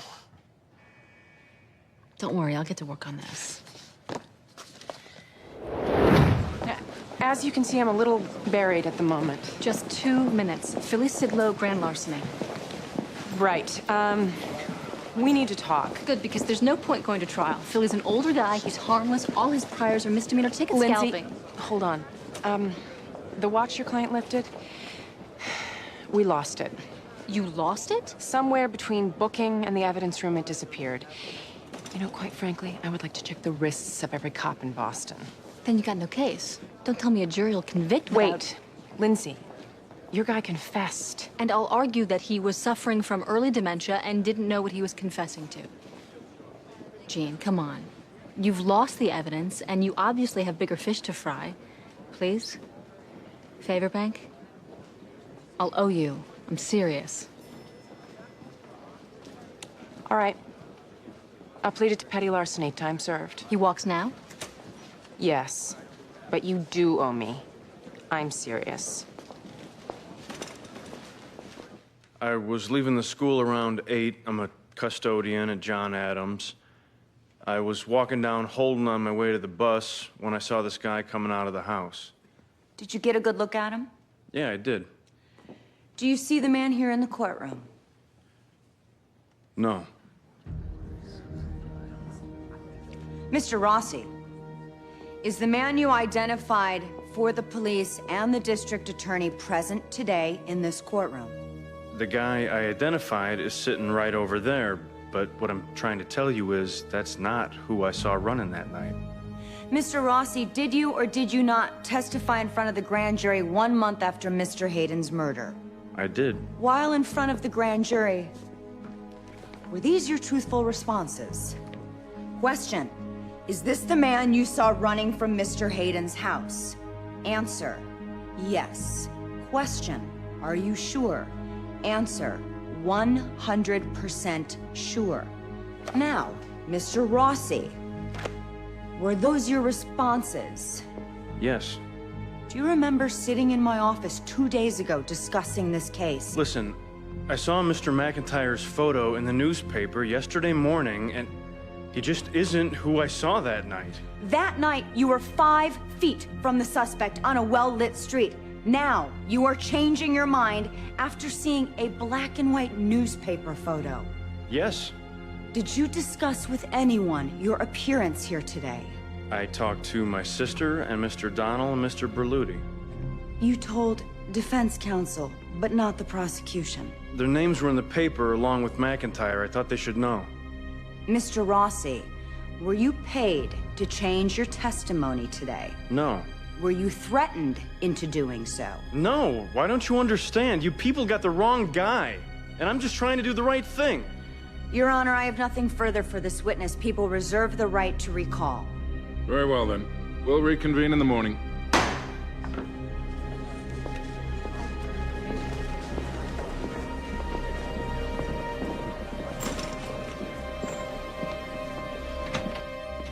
What the hell was that? How do I know? 2 days ago, the guy was completely on board, but now he's either confused or scared. He was reached by McIntyre, damn it, and you couldn't pull him back. Yesterday, we had 2 witnesses who could make McIntyre. Today, one's pissed back on us and the other one's in Florida, for God's sake. I want you to get a material witness warrant and have the Florida sheriff pick that woman up now. I've already threatened her with that. She says if we follow through, she won't talk at all. How bad is her mother? Day to day, who knows? Listen, I know you've never fully recovered from the earlier case when McIntyre... Where's Rossi now? We've still got him. He's outside. Get him in here. They lost the watch? Somebody at the police station must have cuffed it. Then what? I'm looking at a couple of months? Philly, they pled it down to a misdemeanor. You don't have to serve any time. But I copped to it. I confessed. Wait, you're not understanding me. Once the plea's entered, the case is over.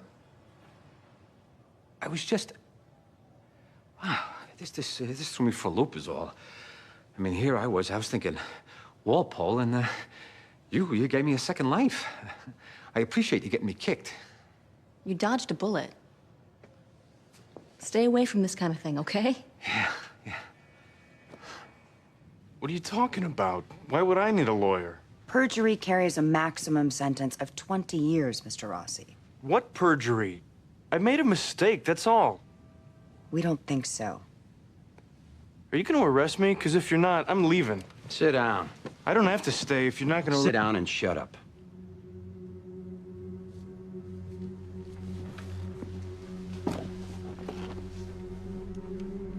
You think you're smarter than me. The prisons are full of guys who thought they were smarter than me. I'm the chief prosecutor for the DA, and that means I have the authority to do whatever I want. You just screwed me over in this case, and if McIntyre walks because of it, I'm gonna take that very personally. And here's what'll happen. First, I'll open a grand jury investigation, and I'll subpoena everyone who hates your guts. And when I'm through with them, you will be indicted for perjury and obstruction of justice. Then I'm gonna convict your ass and personally recommend the maximum sentence be doubled. And off you'll go to the toughest prison in the state, where I'll see to it that you're thrown into the general population for the length of your term. Whatever weight you're feeling from the other side, it's nothing compared to the load I'm going to bring.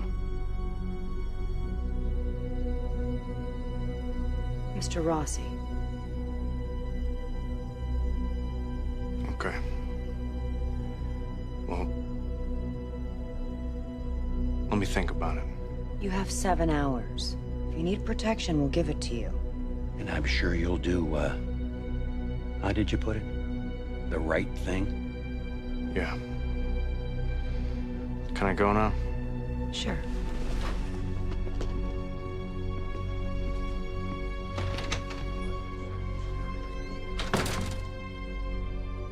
Hope this works. It better.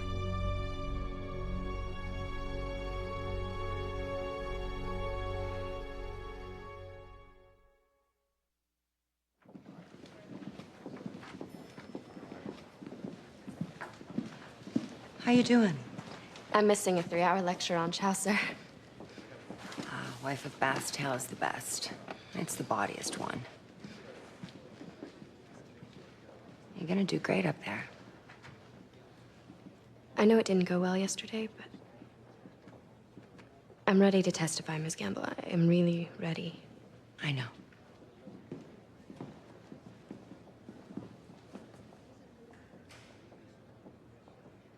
Mr. McIntyre was my dad's business partner. They owned 3 body shops together for almost 5 years. How would you characterize their relationship? It started off fine, but just before my dad was killed, he told me that... Objection, hearsay. Sustained. Patricia, did you ever overhear the defendant threaten your father? Yes. 2 days before he was killed. I came home early from school. I went into the kitchen through the back door. My father and Mr. McIntyre were in the next room arguing. Was it a violent fight? Yes. There was a lot of screaming. I didn't hear everything, but my father was accusing Mr. McIntyre of stealing money and doctoring the books. He said he was going to sue. What did the defendant say? He was really mad. He told my dad that he could go ahead and sue, but that he wouldn't live to see it through. That he'd kill him first. Miss Hayden, tell us what happened the night your father was killed. I came home late. I went inside and found my father lying on the kitchen floor. There was blood everywhere. And he was gulping for air, trying to breathe. By the time the EMTs arrived, it was too late. You say your father thought my client was stealing from his business. Did he go to the police? My father always gave people the benefit of the doubt. He had no proof Mr. McIntyre was stealing. So it's possible there was no theft on my client's part. I only know what I heard that night. When you say Mr. McIntyre threatened your father's life, you believe that was a serious threat, didn't you? Yes. Why didn't you report this serious threat to the police? My father said he wasn't afraid. In fact, you only reported this argument weeks after your father died. At first, the police told me my father was the victim of an intruder. But I didn't believe it. Why not? Your house has been burglarized twice in the last 3 years, isn't that correct? Yes, and but 6 weeks before your father died, you called the police to report someone looking in your window, isn't that correct? My father wasn't... The police felt your father was killed confronting a burglar until you convinced them otherwise. It wasn't a burglar. Miss Hayden, I feel for your loss, but isn't it possible that you're wrong about my client? No. There is no direct evidence linking Mr. McIntyre to your father's death. One witness even recanted, admitting he made a mistake. Isn't it possible you made one too?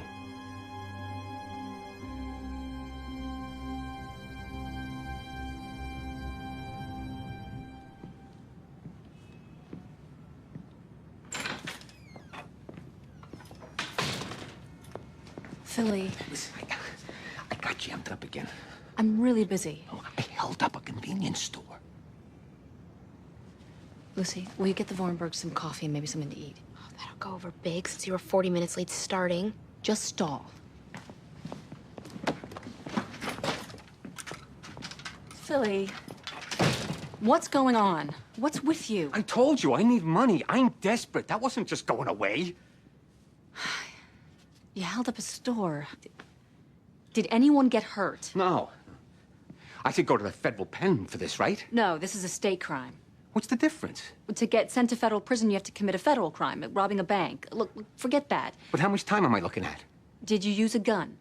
It depends. What? Yeah, okay, I used a gun. When did you do this? Last night?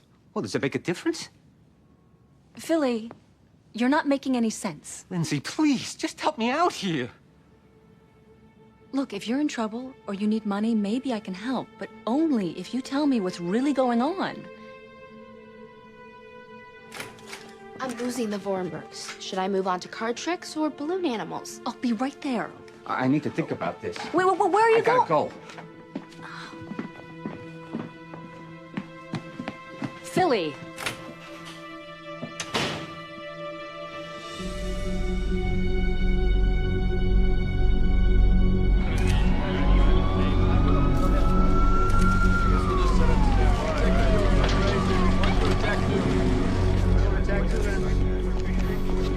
I had a uniformed officer waiting at his place all day, but he never showed. Then we got this call. Shot once in the neck. Probably bled out in only a few minutes. Witnesses? Yeah, we're canvassing, but neighborhood like this, nobody sees anything. Any leads at all? His wallet's missing. Thanks.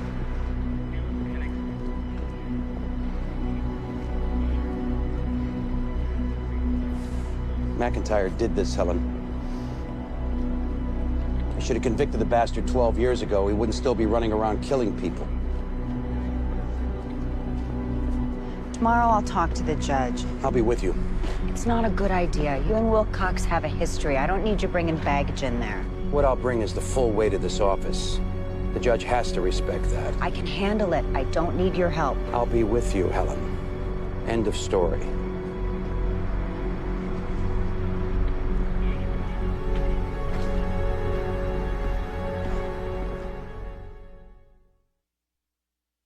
So Rossi got himself shot. Isn't that too bad? Do you know anything about this? Of course not.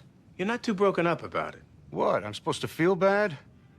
This is the guy that caused me all my trouble. So what now? We're thinking this might be the time to reopen plea negotiations. Why? Aren't my chances better now than they were before? Yes. But there's always the risk they find new evidence. And the prosecution still has another witness, a woman who also says she saw you coming out of Hayden's house that night. I still like my chances. Now more than ever. I didn't kill Rossi, I didn't kill Hayden. And I'm not pleading to anything. Your Honor, I move that you declare a mistrial based on manifest necessity for a new trial. You can't retry my client just because your case is falling apart. If, in fact, a witness is threatened or killed by the defendant, I can declare a mistrial based on manifest necessity. And there would be no violation of double jeopardy. We would start a new trial. My client was in custody last night. Your client has extensive criminal connections. Old news and circumstantial. McIntyre could have easily had someone pull the trigger for him. That doesn't make any sense. Mr. Rossi just testified in my client's favor. Miss Gamble and I talked with Rossi after he testified. We believe he intended to reverse direction and implicate the defendant. Well, to be fair, he didn't explicitly say that. I think he did. The defendant was trying to lock in his testimony. Mr. Walsh, I am very troubled by the death of this witness. But at this point, you've shown me no evidence tying the defendant to the murder. Even if I grant your request for a mistrial, I'm afraid it won't stand up on appeal. Do you have any other witnesses? At this point, we intend to call the investigating officer. Then we hope to call another witness who saw the defendant running from the crime scene. Very well. The case will proceed.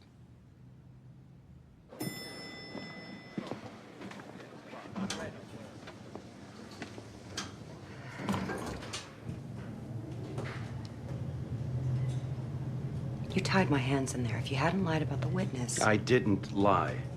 Look, now I can't even try for a continuance to get her back here. Wilcox wouldn't give you one anyway. I'm taking over first chair. Excuse me? You're losing, Helen. I'm coming in. You pulling rank on me now? Yes. I'm not gonna let this guy get away twice. Now I'm gonna prep the investigating officer. I've done that 3 times. But I'm taking him on direct now, so I need to prep him. And I'd like to speak with him. Alone.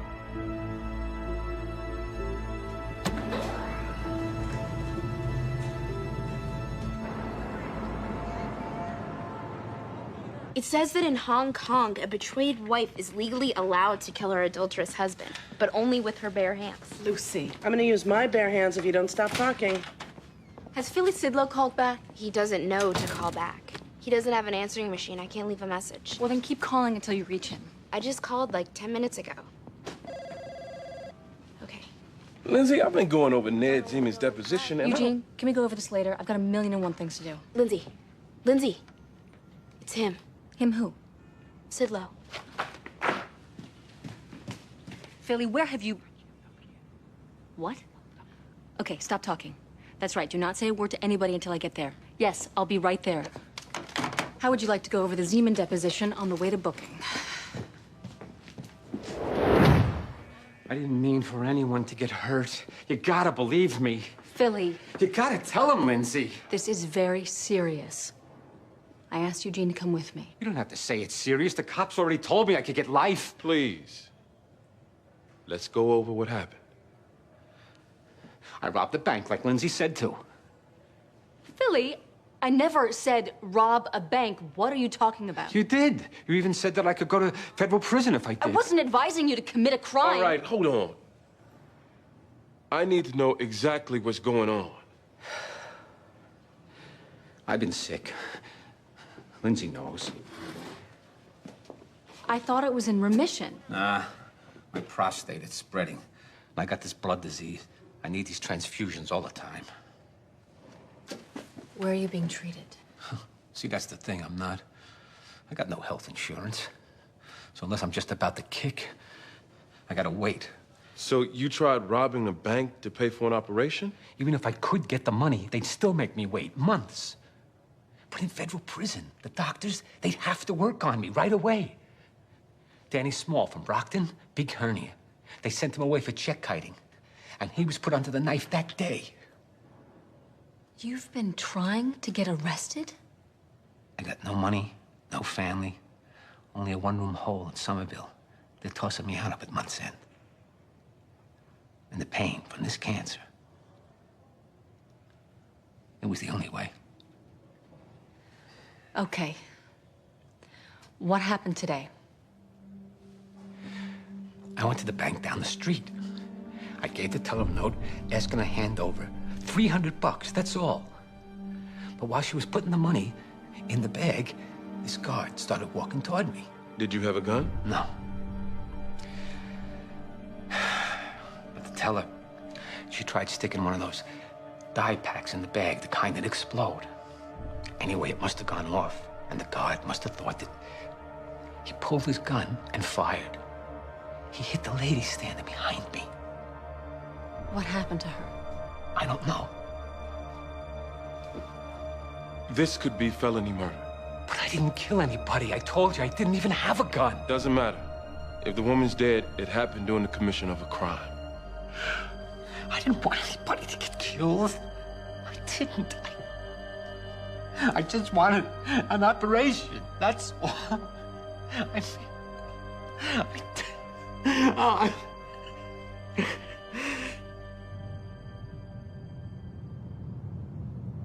Detective Simons, on the night Mr. Hayden was murdered, was his house burglarized? No.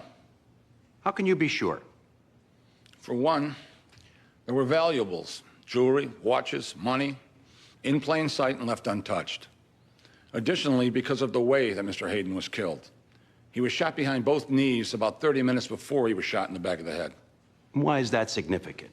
Burglars like to get in, grab what they can, and get out. Whoever killed Mr. Hayden stuck around to watch him die. This was personal. Objection. Sustained. Only testify as to what you observed, Detective. What other evidence connects Mr. McIntyre to Mr. Hayden's murder? Well, the fact that Mr. McIntyre was tried for killing his former business partner. Objection! Sustained. I am instructing the jury to absolutely disregard the last statement made by the witness. Let me be clear. What he said was inadmissible, inappropriate, and wholly irrelevant to this case. You must not refer to it in any way during the course of your deliberations or in reaching a verdict. Counsel, Chambers. Explain to me right now why I shouldn't declare a mistrial. Your Honor, I had no idea Detective Simons would bring up Mr. McIntyre's record. Who are you kidding? This isn't even open for debate. My client's entitled to an immediate mistrial with prejudice. He just instructed the jury to ignore the detective's comment. The jury will never forget what they heard. There's no way our client will get a fair trial. I disagree. Of course you do. You did this intentionally. You conspired with the detective. That's completely untrue. Your case was in the toilet. You wanted to restart the trial. If you called for a mistrial, you wouldn't get a new trial because double jeopardy would attach. So you forced me to call for one, knowing double jeopardy would not attach. That's a lie, Your Honor. You have to dismiss with prejudice. You at least need to hold a hearing. I have the right to question Walsh under oath. Let me save you the trouble. My question was innocent. The detective made an error. I specifically instructed him not to refer to McIntyre's priors. In no way did I conspire with him.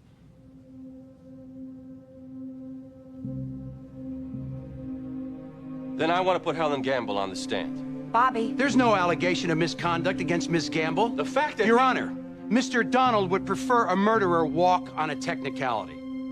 I'm sure you don't want to be the one to grant that wish. Oh, don't lay this at my doorstep. I'm appealing to your sense of justice. When Mr. McIntyre killed Mr. Rossi last night, he spit on your court.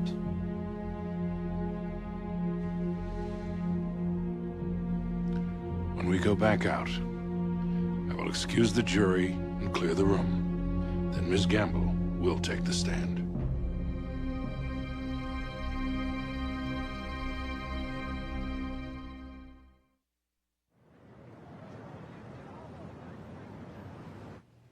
As I've already stated, I have no proof that Mr. Walsh intended to cause a mistrial. Did he ever discuss getting a mistrial so he could restart with a new trial?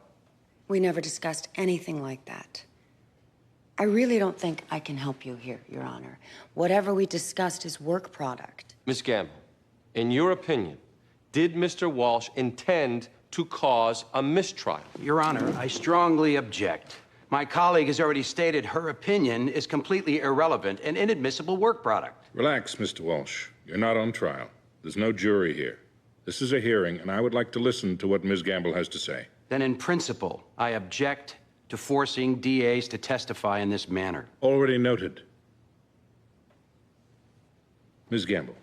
Your Honor, it seems the issue does go to my opinion. Then I'll rephrase the question.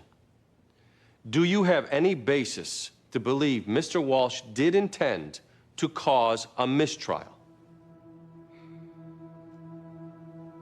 Yes. Your Honor! Sit down, Mr. Walsh. Please explain why you believe this. We're having a problem with our other witness. She's in Florida tending to her hospitalized mother. It was becoming clear she probably wouldn't make it back in time to testify. On top of that, Mr. Walsh made sure to exclude me when he prepped Detective Simons. He may have been colluding with him at that point. I also believe Mr. Walsh has not been candid. For example, he suggested that Mr. Rossi intended to implicate McIntyre again. When, in fact, he's given us no indication either way. Your Honor, I insist I be allowed to cross-examine Ms. Gamble. Your witness. Isn't it true that the witness could have made it back from Florida in time to testify? Possible, but unlikely. And isn't it also true that we could have asked for a continuance? Could have asked, but when I raised that possibility, you rejected it. Do you have any evidence whatsoever that I discussed anything illegal with Detective Simons? No, I don't. And you have no direct evidence as to what I was thinking? No. If you believed I was committing misconduct, wasn't it your duty as an officer of the court to report me? Maybe I should have. Well, there are just two possibilities. Either you are complicit in a conspiracy to commit obstruction of justice, or you are wrong. I wasn't complicit in a conspiracy. But I had concerns. I've heard enough. This is still my witness, Your Honor. We will take a short recess, after which I'll deliver my decision.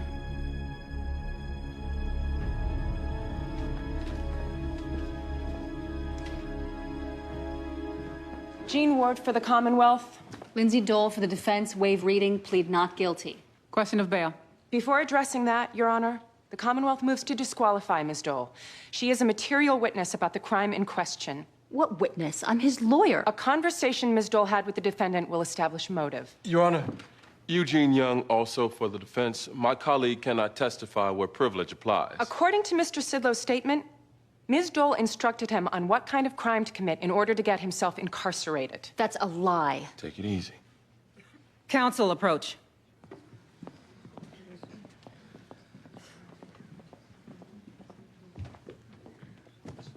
Ms. Dole, did you instruct your client to rob a bank so he could go to prison?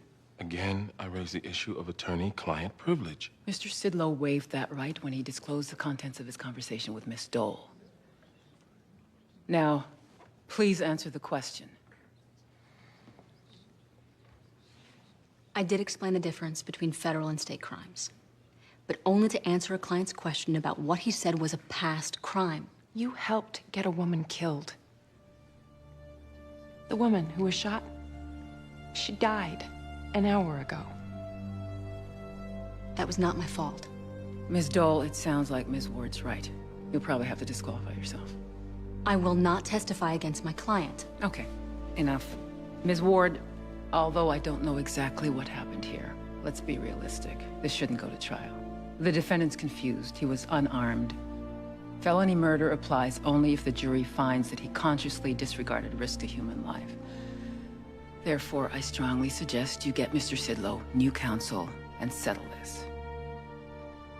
He wants to go to jail anyway.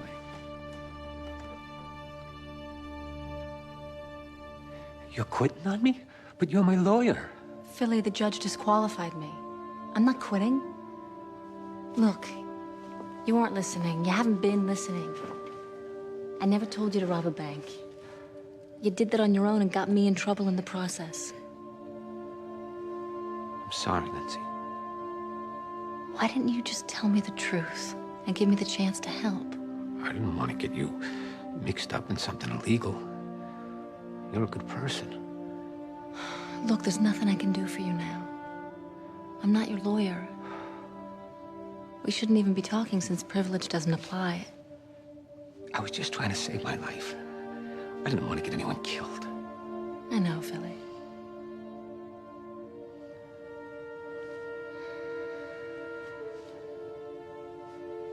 I should go. Lindsay, wait. I know we can't talk about the case, but...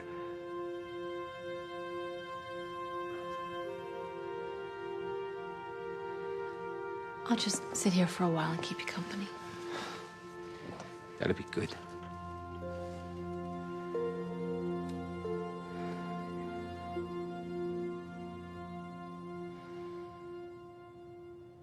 All rise.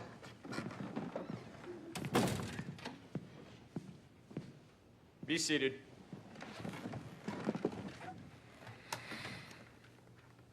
To dismiss a murder case with prejudice, to let a possible killer go free merely because of prosecution error, is not only the most extreme and frowned upon remedy available to a court, it offends our sense of right and wrong.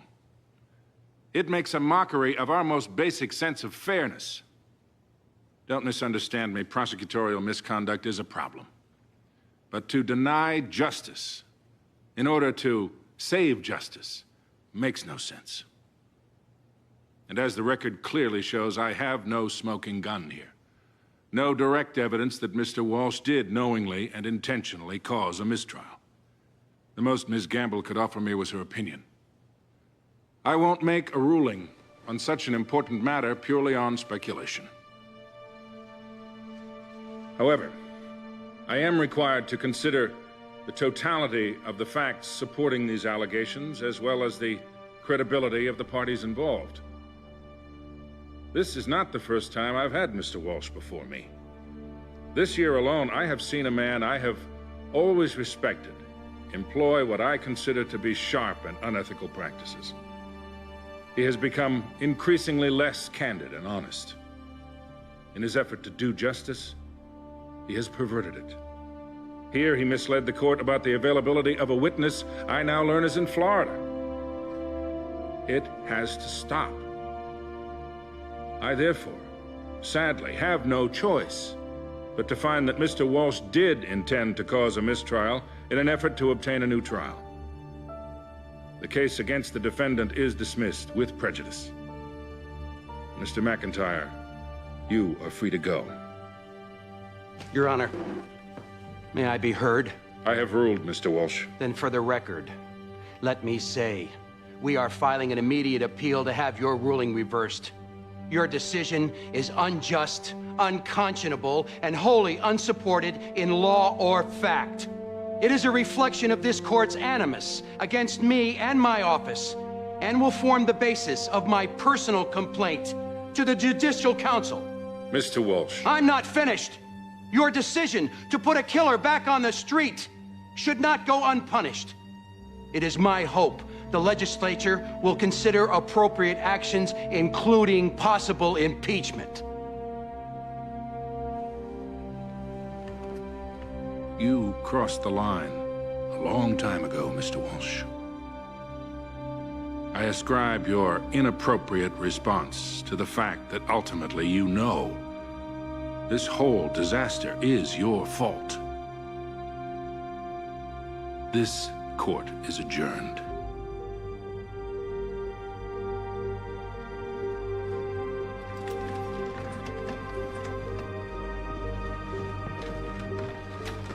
That's it? It's over? Yeah, Michael, it's over. Hey, thanks. Send me the bill.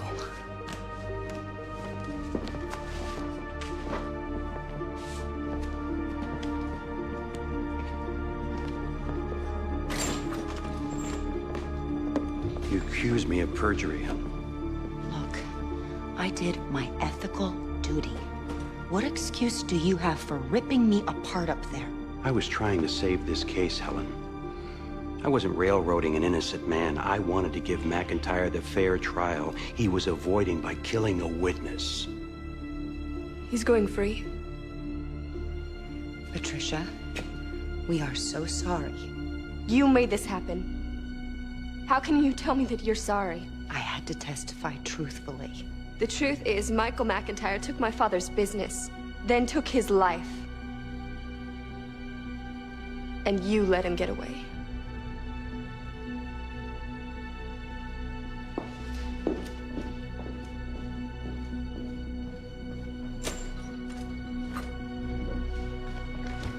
I did my ethical duty. Only because you were dragged into it. You're not a hero.